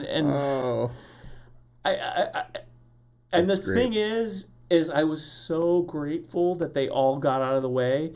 And afterwards, this girl, who I knew, she's very nice, Anyway, we were friends. She reiterated, she was like, what the hell are you doing? That stick almost like impaled us out there. And I was like, I saw. I'm sorry. I'm not going to do that again. Because you're not thinking, you're rocking and rolling. You're not like, this is a reaction, Jason. This isn't like a thought. It's like broken stick, throw it out in the audience. Except you're like this on your drums with the muscle and everything. And then then you launch it. Yeah. No, I totally understand. It's a projectile. It is. It is at that point. And I was just like, what did I do wrong here? It was like, okay, don't throw it out there. And then I think boy, after that, because I just saw that flashing as I was playing the drums, flashing. And if you would have seen me, I would have done that. Just got the stick up to look out in the audience and go, what have I done? True story. True story. And it was at the Roseland. That's awesome. I wish I could have seen. I wish I could have seen the. Oh, I wish there was a lot of film from that. that whole gig was just amazing. I mean, it was like I was on a drum riser. They had set up a drum riser, and it's at the Roseland. So you know, it would be cool to do a gig where it's like, oh, I'm on a drum riser, love it, you know, because sometimes you're not. It's more like John Bonham. You're down there with the band. It's like, ooh, drum riser, excellent. It's always good to be on a drum riser. So for this band, battle of the band, whatever you want to call it, the big band metal show, they get this drum riser. I think it was one of the band's drum risers, and it's 2 stories up. I mean, it's up like I'm looking out at the balcony. Your eye level. And these guys are down here, the rest of my band, and I'm like, holy moly. I don't even know how we got the drums up there. Wow. I mean, we had roadies. It was a primo gig. You know, I mean, there were roadies and stuff. I didn't have to do it myself. Cool. All myself. Yeah. But then I'm up there, and all I remember is I'm up at the ceiling of the Roseland. The rest of the band's down here, and this was a different gig, by the way. I think the other one where I threw the stick, I was more down level. Yeah. And so I'm up with the lights. You know, 750 watt spotlights. Yep. So through that whole gig, I've got sweat just pouring out of my head the whole time. Yeah. And after that, that's when I started wearing a headband when I played drums. Honest to God. And it was like, this isn't a fashion accessory. There came a point where I had so much sweat going down into my face, I couldn't even see. I was just like, I can't see anymore. I just like, because these are like 750 watt spotlights, right? Right. Oh, yeah. And they're not like the soft gel ones where... Oh, no. It wasn't LEDs. This was full bore. Yeah. And you're like, you know, if you get close enough to those lights, there's so much heat coming off the spotlights. So that's how close I was to the thing. Yeah. It was just... Yeah, that's not good, too, because if you got sweat pouring in your eyes and you can't see, I mean, you literally don't know who you're going to impale then. When you throw it out there, you just I don't know. Oh, jeez. No, yeah, I would have been, if I was throwing sticks off of that, I'd definitely, there'd be all these, like, teenagers and stuff with them. Right, because if you're at that height, it's almost like a siege during the Middle Ages where they dump hot oil over the castle walls down into the crowd and be like, ah. Well, I even think the band mentioned it. I think the singer was like, "Damn good thing your stick didn't hit one of our audience members." It's like, yeah, I know.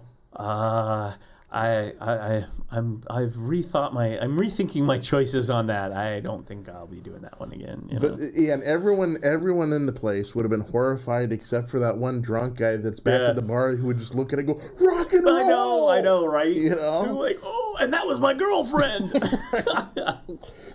Hey, like, could you like autograph the forehead where the where the stick went in? Oh man, the entry point right there. In an alternate parallel universe using string theory, that stick landed. Yep. And I'm doing a prison sentence for accidentally killing an audience member. Well, man, I mean, I mean, it was a learning experience. It was the physics of it. It was right. Yeah. And the thing is like when you think of tossing things out, you're like, oh, it's not going to be that bad. Yeah. But it's sharp, and you're using the muscles of playing hard, loud, heavy drums. Right. So there's a lot of going. Yeah, the adrenaline's going like crazy. You're doing your thing, and then you throw it out, and oops, I forgot to arc it. Yeah. It's a I straight didn't line just drive. Lob a tot. You're supposed to lob it out. Right. You know, just kind of lob it, so it doesn't hurt anybody. I'll never forget that. That's rock and roll, though, man. But rock and roll sometimes can be dangerous. Oh, it's real rock and roll where you're killing your audience members accidentally with your drumsticks. It's like, sorry, hope you enjoyed the show. and then after the show, that's a bad point, because if you actually do whack somebody after the show, your manager's gonna come up and say, "Hey, come here, man. We're going to change your name to Vlad the Impaler." Yeah, and you're going to do this every show. No. And here, put on this Millennium Millionaire stuff. It'll make it better. Oh, my God. Oh, man. Yeah. Well, there you go. There's a rock and roll story. Yes, that's a teachable moment for any young rockers out there who, maybe. Of course, the young rockers out there, most of the bands, they're just doing like beats on a machine. They're not, they're not throwing sticks. Oh, Jason. In addition to going to this old but hip place on Hawthorne, as we call Logan's Run. Yes. Like, what are you guys doing in here? Did you miss your Life Day? Was it Life Day that they called it? Was that it? It was something like that. Whatever. The day when you turned, was it 30 years old and you had to go kill yourself? You die. Right. Time to die. And then 40 had a name too. I can't remember what it was. But you were like a fugitive or something. Yeah. It was the thing you had in the thing. Boop, boop, boop, boop, boop. Time's up. Right. Bing. Yeah. Interesting movie. Yeah. So after that, we're like, okay. Mm-hmm. And she has her neighborhood bar, which is old school Portland tavern bar. Yeah. The problem is, with everything, like just the fact we're bulldozing over old school Portland taverns and bars, and so they're becoming a limited commodity, an endangered species. Yeah, I mean it's like, no, we're gonna put a condo here with some retail on the bottom or something. And it's like, okay, and some scooters and crap.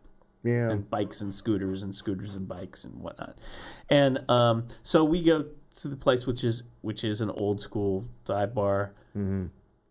Certainly younger people there hip. It's like, hey, this is cool, but still okay, right? Yeah. Well, Jason, this is like a Wednesday night. Mm-hmm. Turns out it's hip hop night at this bar, and I've been there because it's her joint, right? Sure. Again, dive bar-y kind of thing. Yeah. So I'm cool. Yeah. We've hung out there before. Mm-hmm. Good play, atmosphere. Yeah. But that night, it was hip hop night. Yeah. Place was crowded. Like I'd never seen it before. It was crowded like crazy. Was the DJ Jazzy Trevor? It was J Crappy Crap and the crappy beats. Crap. Yeah. Jason, okay, yeah. I'm not the greatest hip hop aficionado. Okay. Yeah, me neither. Yeah. I do like some hip hop though. I cannot say I hate hip hop. I'm a little more old school. I'm a little more into LL Cool J, the Run DMC, Ice-T, Ice Cube. I'm a little bit more in the old side of things, but that's fine. Cool Modi. Not, I don't like everything, right? There's a lot, but there's like, no, that's very good. I like that. Mm-hmm. A couple of my favorites are LL Cool J. Yes. Stuff. Mm-hmm. But I'm certainly not hip hop aficionado. But I think authoritatively, I sat there and I said, "Is this the worst hip hop DJ you have ever heard in your life?" And it was like, I think so. It was like, this is awful. I mean, it was... What was he like? What was he doing? It's hard to describe. Imagine imagine your beats coming out of Portland. Yeah. There's where we start. No offense. I know that's kind of offensive because there are some good hip-hop artists in Portland. There really are. All the way back to old school. Mm-hmm. This was not one of them. This was not one of... I don't know where this person came from, but I wish they'd go back. Gotcha. And and there were some people dancing, and it was like a skit out of Portlandia. It really was. Wow. It was so bad, dude. It was so bad. So what happened then? How long did you stay there? I mean, did you kind of hunker down and just, all right? Yeah, I tried. Yeah. I mean, it was real desperate times, is what it was. I mean, we were getting run out of town. I'm not gonna say it was really bad, but desperation set in. Yeah, no. I mean, we were this close to going to the 7-Eleven, buying some Mad Dog 2020 in a bag, and sitting in the street corner. I mean, it was desperate times. Sipping your we were getting juice. Run out of town. Yeah. There's the olds. Now they're going over here. Can someone call the cops? Right. If you can't ride a scooter, you can't go in there. This ain't polka night, Pops. Yeah, exactly. What? Dude, I would have welcomed polka night. Chicken dance, I would have been. I don't care. I don't care. Yeah. I'm not, you know what? I grew up with a lot of that German music. I'm not exactly an aficionado, and it's not exactly stuff I like that well either. I'm a jazz guy, right? That's what I like, right? Yeah. Believe me, I would have swapped any of that German stuff for what was playing there. I can't describe it, and I should have recorded it. I realized that I had a recorder in my pocket to go, oh my God, you won't believe how lame this is. And then they, got up on the mic and it was like, oh, you're just making it worse. But it's like was the lamest beat. I can't describe it. It was the lamest thing I've ever heard. Like, it was the average of averages if you turned the bell curve inside out. I mean, it was just I've heard some bad hip hop, but this was I don't know. It was just the DJ. It was just awful. Like, it was really the most milquetoast beat mix you could ever imagine. And you're like, only in Portland.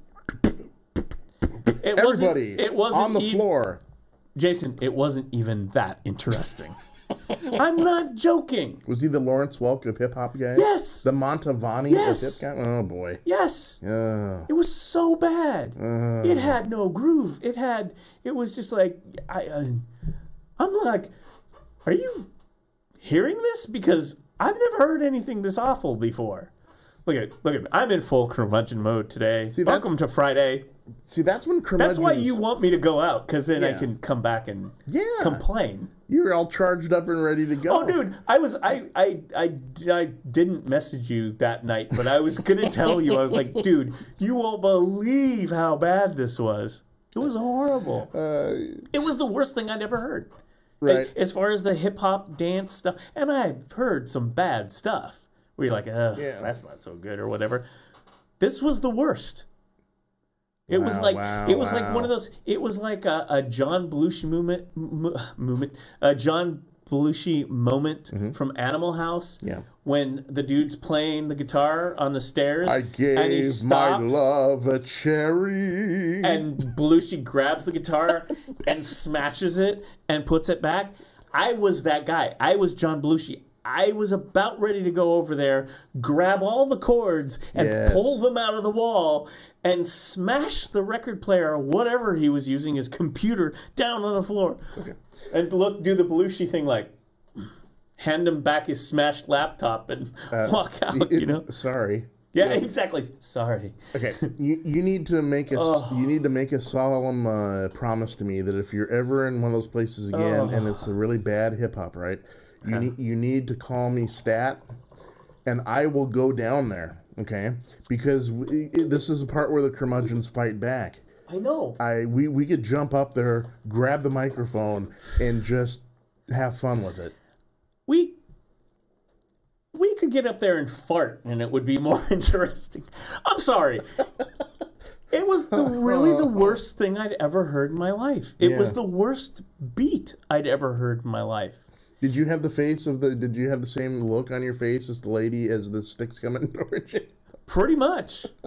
Pretty much, yeah. I was like, oh God. And I kept looking over like, is it just me? This is me, right? This isn't as bad as it sounds, right? Did you get confirmation that it was horrible?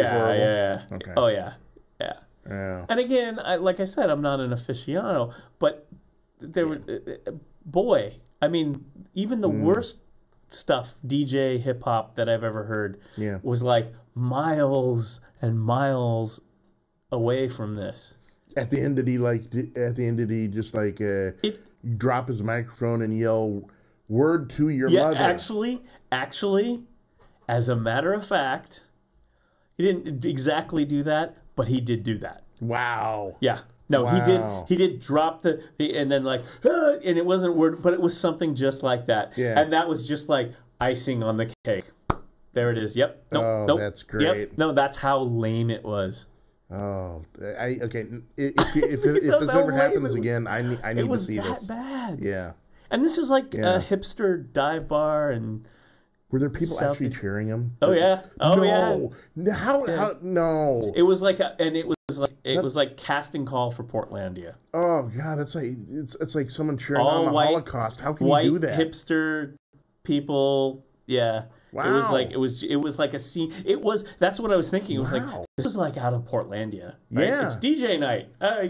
I was like, oh my gosh. Reinforcing any stereotypes that people have, Oh, that would have. I don't know if you are a much more patient guy than I am. I probably would have rushed the stage and done something just to end it. I know. I mean, I thought about it. Because hey, does anyone have any drumsticks around here?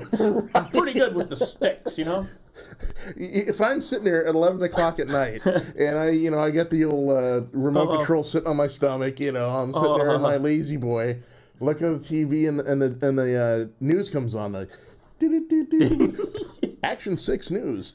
We go to Brett Cavell over in downtown Portland, right? And he's like, hey, yeah, we're down here at the blah, blah, blah nightclub, and there was an altercation tonight when someone threw a drumstick and actually impaled a hip-hop... I'll be sitting there like, whoa, that's Doc! Yeah. And I know what he's talking about. But the thing where you said about the thing where he stopped and did the lame thing in the mic... Yeah. That happened too. Yo. I mean, I didn't... See, I'm trying to block it from my mind. I'm not... I am not telling a story here. Okay. These are true stories. Okay. All our stories. The stories on Coffee with the Curmudgeons are true. Only the names have been changed to protect the innocent. Dun, dun, dun, dun. But yeah. No. When the guy mic'd up and did the thing, it was like... and there were like these two ladies in some sort of dresses or something. Yeah. They were the dancers. Oh, wow. Wow. And I don't know about you, Jason, but if you have friends from out of town, like places from like LA or New York or, the East Coast or whatever. Sure. And take them to a show or a concert and let them watch Portlanders like dance to music and stuff. Your friends from Boston or New York, and I've had this happen before, like, what the hell is wrong with you people here? Right. What are they doing? They look like they need medical attention. Dude, and they do. Yeah, dude, I brought you to the Viper Room and you bring me here? Yes. Yeah. Oh, no. Yeah. Yeah. The skits do hit home from Portland. No, it's like, I have a video from a concert I was filming at, and I have a video of the crowd dancing. Oh. It is a top secret video. Oh. And it is like, let's put it this way, everyone who's seen it laughs for about a half an hour. Excellent. Like they're on helium or nitrous oxide. Before they can recover to go, what were those people all doing? I mean, it's like one guy's like doing a spin by himself, and some girl's doing this jerky thing, and then some dude's got a beer in his hand, and he's like doing this. Was it like all the kids dancing during Charlie Brown Christmas, where they're all doing those weird moves? Da da da da da da da, and you had that one guy doing a thing, and another guy, and Snoopy doing his thing. Yeah, well, for that show, that crowd, when the music stopped. Yeah. I just wanted to scream out to the whole crowd, hey, Short Bus is here. Oh, no. I'm sorry. I know, it's totally inappropriate, and I don't care. It's perfectly acceptable. Portland. I understand, and I empathize. Because right now I'm getting what I'm getting in my head, the picture I'm getting is that scene in Coming to America, where the guy, Eddie Murphy dresses up as Randy Watson and he sings Greatest Love of All, and then he just drops the mic at the very end and walks off, and the band members behind him are like, think it's the coolest thing ever. They walks off and they're like, yeah. Actually, and the crowd is, there was that's funny because I recently saw that scene. Remember the royal wedding a few months ago? with the Queen and everybody. I think I might have sent it to you. They mashed up that scene from Coming to America. Eddie Murphy does that with the crowd reactions with the Queen of England and Sir Elton John and stuff, and it was hilarious. Yeah, I love that Eddie Murphy. Fun. I believe the children are the future. Thank you. I was like, oh, that's great. Yeah, he's pretty brilliant. Man. Guy. But anyway, but back to you. But you are a DJ. You DJ sometimes, yes. Maybe not. You're not hip hop though, right? No. But you DJ. I did. You recently DJ'd. I did. Can we talk about this? Sure. Yeah. Or is it secret? No. I DJ'd a wedding. Actually Robo he used to be in a band called Apophis Theory now. Yeah. And him and his lovely wife, they were getting married, and they asked if I could do it. And it's not my normal cup of tea. In fact, it's the first wedding I've ever DJ'd. Yeah? And did you tell them that, or did you keep it a secret? Or were you just like, oh, yeah. And I'm a little rusty, but I can drop some beats. Right. Yo. Yeah.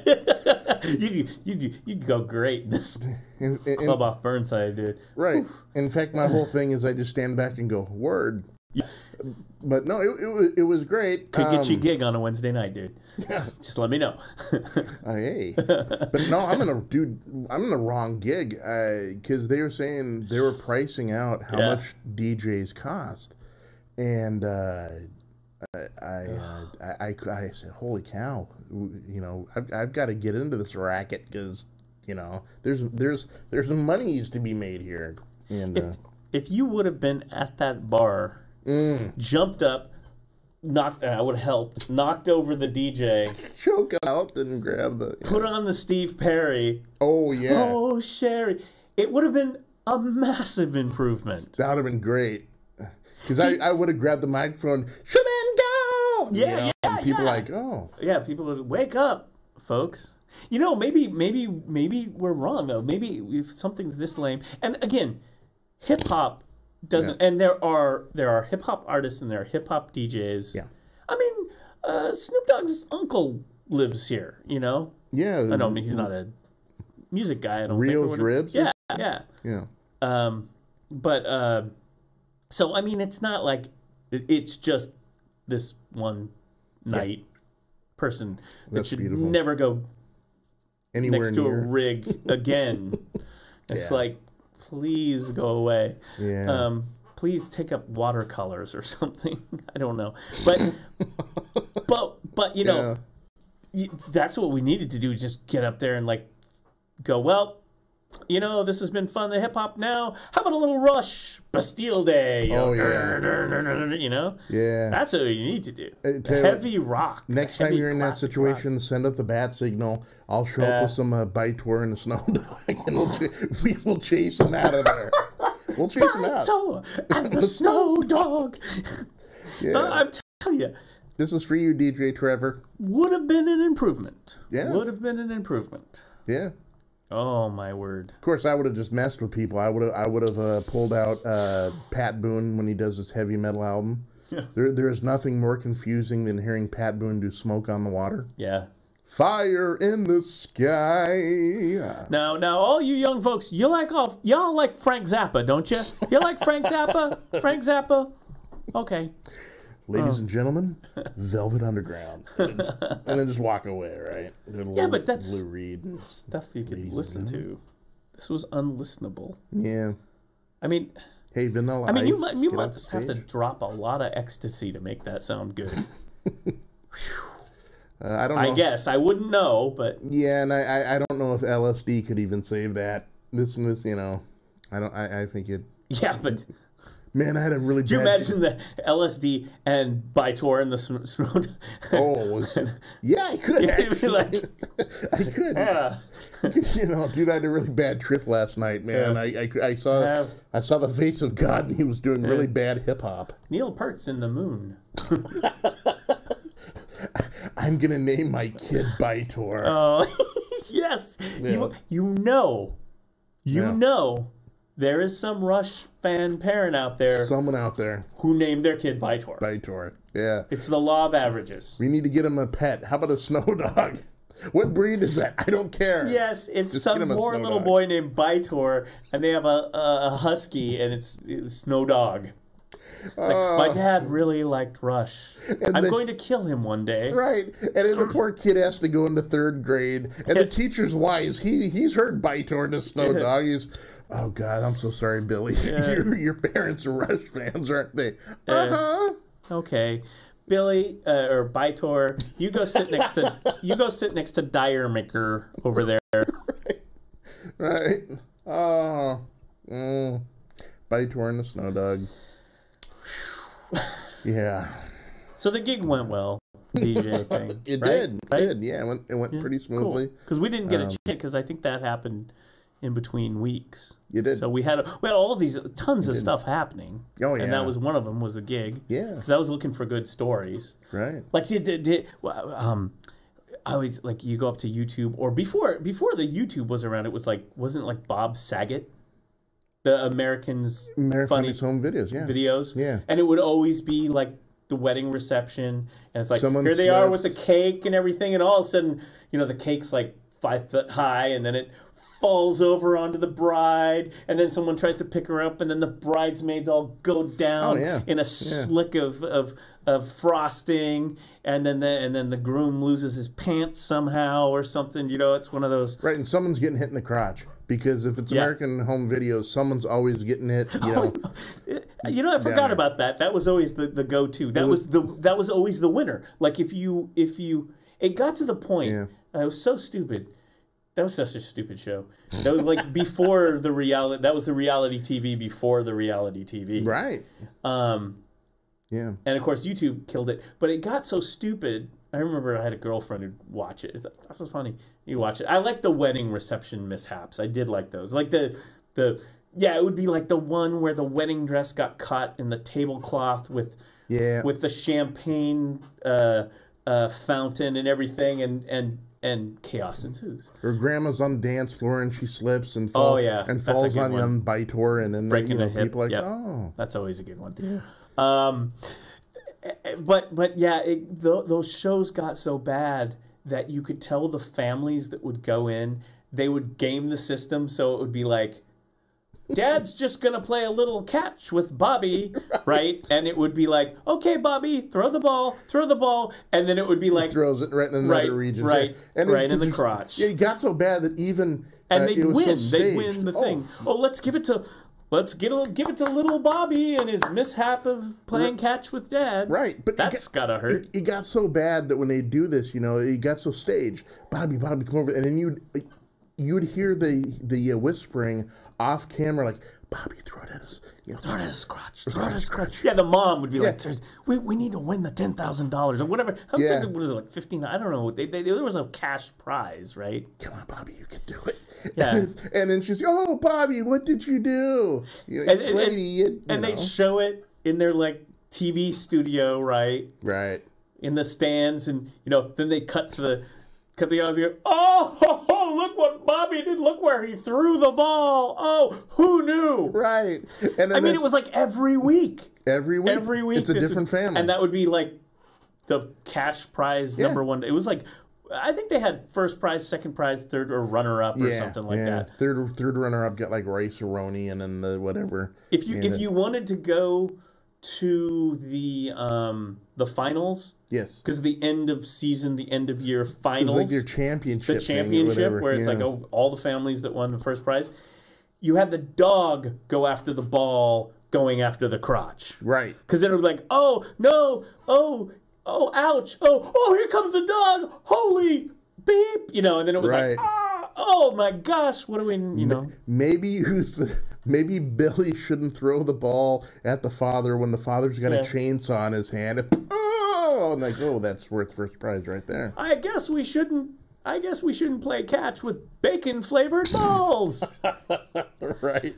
Yeah. Who knew? I mean, it was so bad. That show was so bad. It was really bad. I mean, it was just Right. Meanwhile, the Jenkins family, they haven't fed their dog in 2 weeks, so the dog's rabidly hungry. So when he smells that bacon on that ball, he's going right at it, you know. And little Billy, and of course they come back into the studio, and there's little Billy sitting in this chair, and he always has the same face, right? The slightly, I'm kind of, it's funny, but I'm embarrassed. Yeah. Look, it's like you come back, it's like, oops. Yeah, I know. You know, like, oh, that's great, Billy. That's great. Hang in there, Billy. In a few years, you'll be eating detergent pods on YouTube. Boy, Tide Pods are in your future. Oh, I think we should take this winning formula and run with it. I think the Curmudgeons, we should have another like funniest home video, and it's just videos with us going. We're just going to go out and throw things at people. That's essentially what they did. That's essentially you just described Jackass. That was essentially Jackass. Like 4 freaking movies of it. It's like, what do you mean it's already been done? Yeah. Oh, yeah. I mean, it was like they watched. Hey, this thing with the ball and the crotch and hurting that. I think we could make a 2-hour movie out of that. Right, and we're gonna do something extra. We're gonna light it on fire. Yeah, yeah. It's just like, oh, I mean, it's just like, you know, you're just.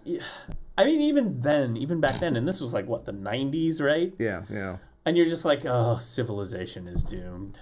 We're just doomed. This is you're watching this going, didn't I see this all in a Paul Verhoeven movie at some point? Yeah, you know, RoboCop or something. I'd buy that for $1. It literally is the real life version of The Running Man.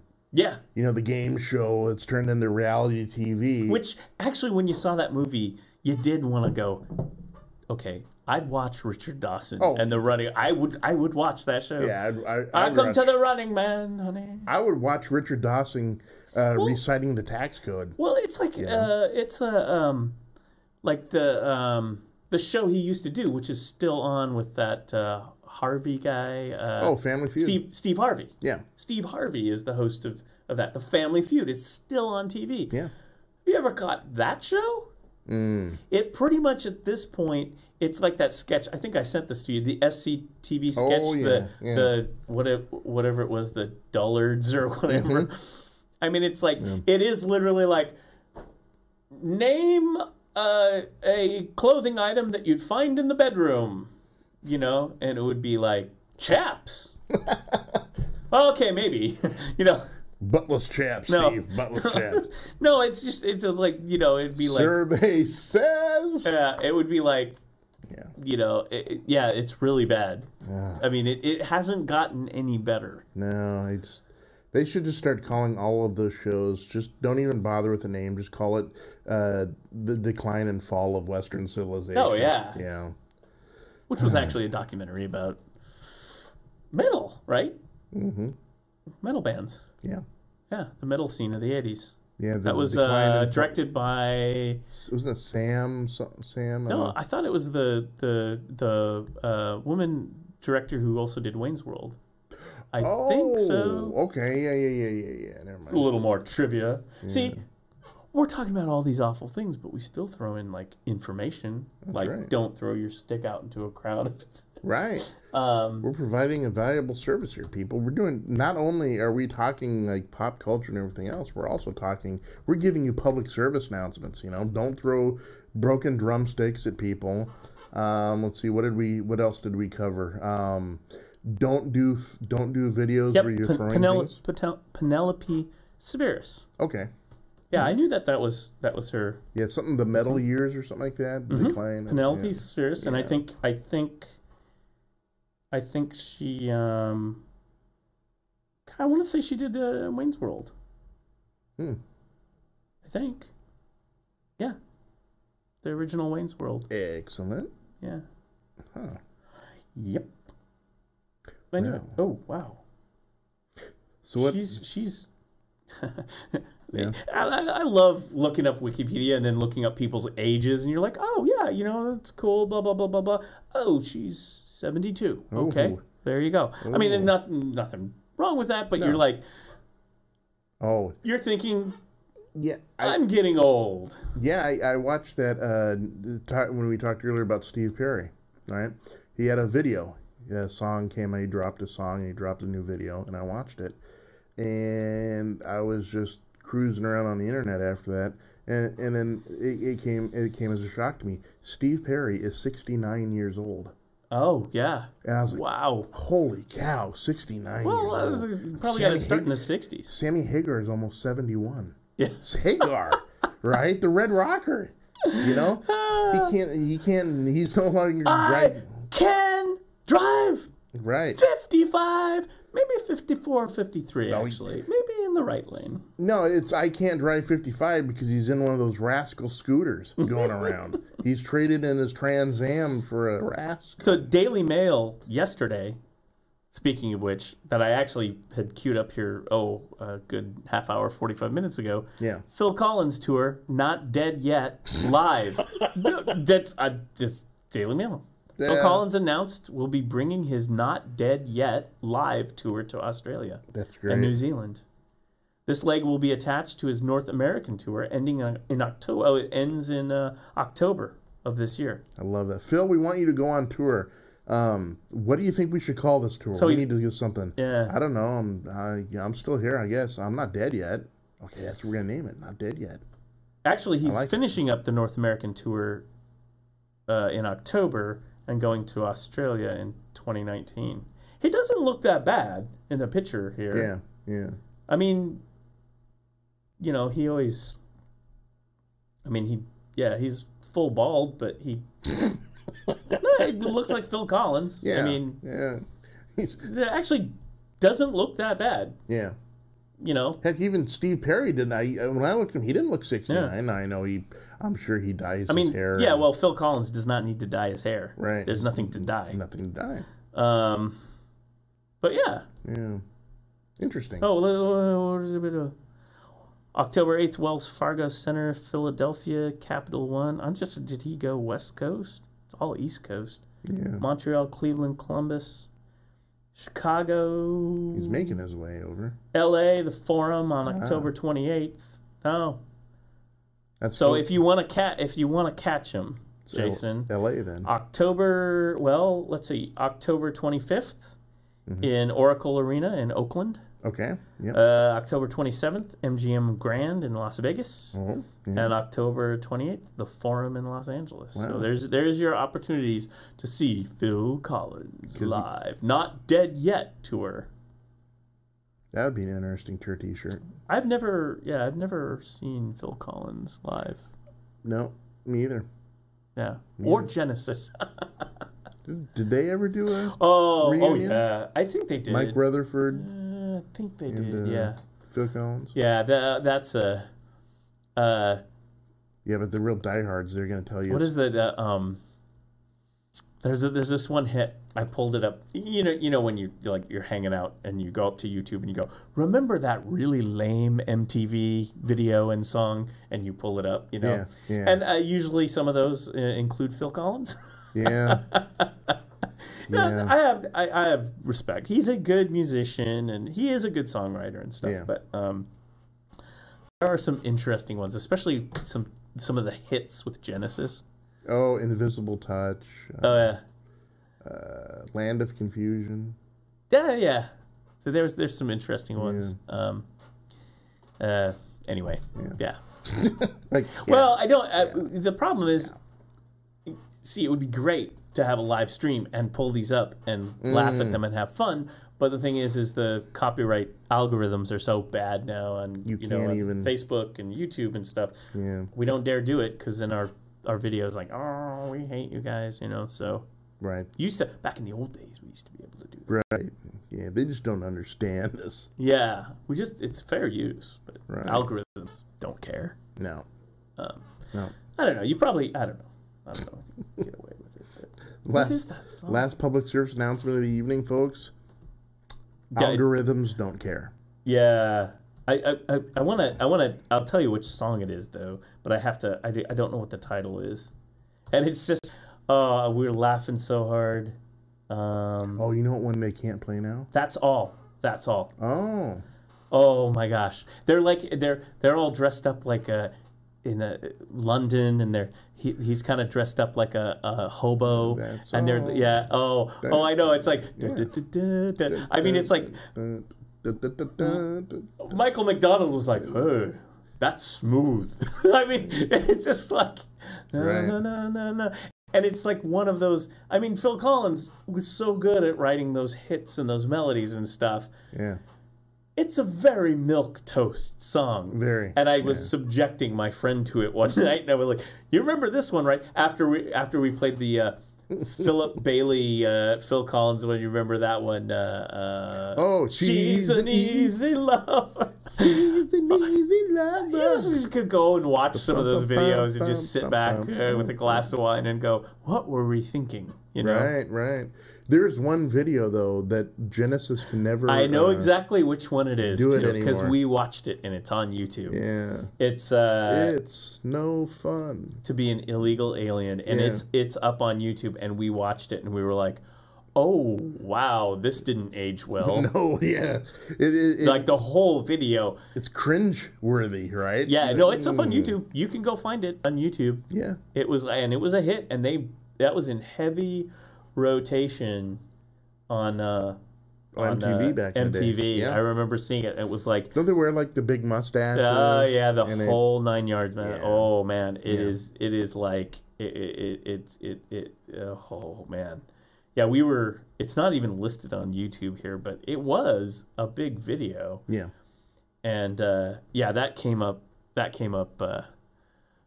interesting during our little Phil Collins hit song rotation, and we were like, "Oh wow, yeah, what were we thinking?" You know, I don't know. So you know, if you just need to cleanse the palate, you just put on a little Breaking the Law or something. You know, little Judas Priest, right? Or Dio. I mean, Rainbow in the Dark. Oh, come on, doesn't get any better than Rainbow in the Dark. Or you can do a little Crazy Train. Crazy Train. Early, you know, Ozzy, Randy Rhoads. You know, here's the thing. There's a video, and I think I've got a copy of it somewhere. Mm-hmm. I looked for it when this came up, and I tried to send it to you, and it's gone. It's wiped from YouTube. So there was this thing, and I think I saved the videos because I at the time, this was like about 8 years ago or whatever, I said, I need to save these because these will be gone off the internet. There was a thing Microsoft came out with, Microsoft Experimental Labs, to make fun things like, and what you do when you're a technology company, you've got billions of dollars, let's make stuff. They made a thing called Songsmith. I've heard of that. I sent you, they did an ad online for Songsmith. Yeah. With this family straight from hell. I mean, it was like this little girl like, "Dad, what are you doing? Oh, I've come up with a melody that I'm singing. Look, no, it wasn't Beyonce, but and then she sings it in the computer, and the computer accompanies her. Cool idea, right? Yeah. Fun thing. Sure. You can write music too. The when they released this video for the Songsmith, everyone just cringed at this thing that they had made. I mean, it was so amazingly bad. That is still online. You can watch this. Okay, but immediately people started downloading this software, because what it would do is, like, you could hum or sing to the computer, and then you could select an accompaniment, and it would write the rest of the song around it using music recognition, right? Computers were getting fast enough at that time to start to be able to do that. Well, of course, idiots on the internet, and by idiots I mean cool, fun people who mess around on the internet and do fun stuff. Sure. Immediately isolated the vocals from Crazy Train, Judas Priest, you name it, and plugged it into the Microsoft Songsmith, and made new versions of the song. So it was the song, but and Crazy Train was one of the best, because it was Ozzy singing Crazy Train, banjo accompaniment. Ooh. Yeah, it was really, actually, it was so bad, it was so good. I mean, it was really no, it was just like, I'm running down the rails on a crazy train, and banjo, ding dang ding dang ding ding ding ding ding. Yeah, and nice. And they had made like a little video where they had again isolated him out, and then they had like trains boxcars and stuff going down. Yeah, it was really inventive. So they started. Needless to say, I don't think Microsoft expected this reaction to their fun software that they're releasing for family fun. They thought people would use it for good. And it, like, oh. Everyone knows if you release something out on the internet, it's not going to be used for good. No, it will be used for bad. Just wait till we here at Coffee with Curmudgeons come out with a new version of Bytor and the Snow Dog. We could plug that in there and, ooh, boy. Yeah, and unfortunately, I hunted for that Songsmith, the Crazy Train Songsmith, and I can't find it. I think I downloaded a copy somewhere because years ago in a previous podcast, this was like an episode where we just sat and watched all these Songsmith videos of what people had taken, like typically like heavy metal tunes and stuff, and then recast them as country songs and. You know, elevator music. Swing. I think one or two of them that exist are they're Van Halen songs, but they have a big band swing accompaniment. I think I've heard that. One was Running with the Devil. Yeah, and a swing. Yeah. Okay. But anyway, I remember that. I have to look that up. Yeah, it was fun. That's what the internet is for. Fun on the internet. Yep. So as we wrap this up, what are you doing this weekend? What's going on? Actually, what's going on in Dockland? Well,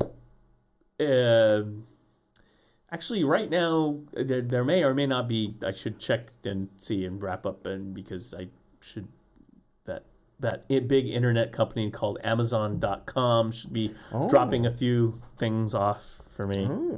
But I've got a bunch of stuff. We'll be kind of on and off in September, and I have to figure that out because there's some big things going on in the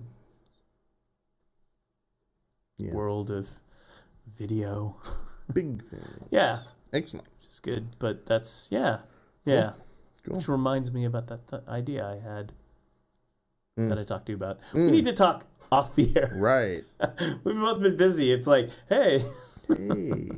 Yeah. Anyway, what about you? Don't know. I may meet up with Robo because we saw what happened at the little DJ thing in a wedding, and we're like, man, we could make some serious coin with this, you know. And so we're gonna talk about it. Maybe turn it into a venture. Yeah. Well, maybe you can go to that Wednesday night thing. Oh, I will show up, man. I will take it over. Yeah, I'll be playing Rush by the end of the night. Oh yeah. Well, you know what? I think you could do that though. It's so old and so curmudgeonly and so weird that it would be hip. Yeah. Like it'd be like, what would young people do when they walk in and all of a sudden 2112 is playing? They're like, what is this? What's going on? Right, but the first song though, I would need to send a clear message to the DJ Jazzy Trevor guy out there. Now that he's been booted off the stage, I'm opening with Iron Maiden, "Run to the Hills." Oh yeah, I'm sending that out there as a clear message, man. We're not fooling around anymore. I think that was the last YouTube devolvement when we got into the Phil Collins hits and everything. Then it ended up somewhere into Iron Maiden and Aces High. Oh yes. Like, oh man. Yes. You're just like, I need to just get on House of Sound, do a show, and just do a YouTube show where it's like, and because you know how it's really fun to go random and search. Yeah. Down to all those MTV music videos you remember late at night. Or just the hits, and how like the suggestions and the search devolves you from Phil Collins, that's all Genesis, down to, and then we've gone down to Aces High. Yeah, you know? It's like, and you end up with Wendy O. Williams and the Plasmatics. Oh yeah, right? Yeah, of course you do. Yeah, of course you do. Yeah, it's a lot of fun. I mean, then I got an idea very quickly before we get out of here. Yeah. I think then we need to explore really a buried gem that is from the days of yore, that we have talked about it, and we've always wondered what happened to this guy. We need to explore, and if anyone out there, if they can if they can help us find this out, it would be great. There was a guy, a real outlaw guy by the name of Carl Earl Jenkins, right? Oh, you remember him? Kind of a Flash thing, because I don't think a lot of people know him. Yeah, he's like, but all the guys back in the day, they referenced this guy as being the guy that that knew. He changed something. He's one of those guys that you may not have heard of, but he influenced a lot of people. A lot of the guys. I think he was a musician kind of in an the outlaw, early days. Yeah, outlaw renegade. And then he became like a radio disc jockey. Something like that. Yeah. Yeah, like back in the 70s. Something like that. Yeah. Yeah. But and he was an outlaw. I mean, if you think back in the early day, you know, the Merle Haggards and the real outlaw sort of Waylon Jennings, but more rock and roll. Jenkins, I mean, holy cow, we could do a whole show on him, dude. Yeah, there was something in the back pages of like Rolling Stone there. Yeah. A little blurb, because he's not, well, he was well known at the time, but yeah, if you're a musician or a people diehard just don't know him anymore. Right. Yeah. And I saw in the back pages where they had said they had uncovered some of the old classic radio show DJ tapes. Wow. Yeah, but I don't know what I have to Google that again and see if those have come up yet. But the only files I got, they're not even. You can't even really listen to it. You can't like play it live because you can tell it's like a bootleg, really grainy sort of stuff. But I mean, I love that stuff anyways because when you hear the graininess and the rawness of it, I love that sort of stuff. Oh yeah, so I would love to talk, about and hear some Carl Earl Jenkins. I wonder what he's doing now. I mean, he's one of those guys. Well, I don't know if he's still around. I don't know. It's a good question. You should look into it though, because holy cow, man, he influenced. He influenced everyone. He'd be living out in a trailer in Nevada or something. Yeah, could be. I don't know. Low watt. Yeah. Maybe a low wattage transmitter. Yeah. Putting it out there in the desert. Right. So, hey, listen, if anyone's out there and you want to, like, Google in Carl Earl Jenkins, I don't know if you're going to get any hits or whatever, but if you guys get, like, any information, slide it to me, man. I want to know about this stuff because I was thinking about him a few days ago when I was, like, listening to this song, and it was an old, not Waylon Jennings, the other guy. He was in the Highwaymen, too. Hank Williams? No. No, it was, Chris Christopherson, and there was a song that he did like back in like '78, and I remember in one I don't know where if I read it or saw it or whatever because it was a long time ago, but I know he referenced Carl Earl Jenkins. He referenced how he influenced that song, and when I heard that, man, I hadn't heard that name in a million years. So I was like, holy cow, I got to find out more. So it's kind of like turned into this quest now. But I want to know what's going on. Well, I think we need to get on that. Yeah. Actually, now that you mentioned that, we need to find out. We need to maybe see if we can find some tapes on the internet or something. I'd love to be able to. Maybe on archive.org or something like that. Yeah, who knows? I'd love to be able to. All right. To dig around that. I think we'll keep us posted, Jason. That's right. Keep the dream alive, man. All right. So it's a Friday. I'm a little spent. Weather's like cooled off a bit, so that's nice. So I don't know if it's going to heat up again, but that's nice. But I don't know. Yeah, it's just working, and you're going to be doing the DJ stuff, and we'll be back. You got it. All right, man. See y'all later.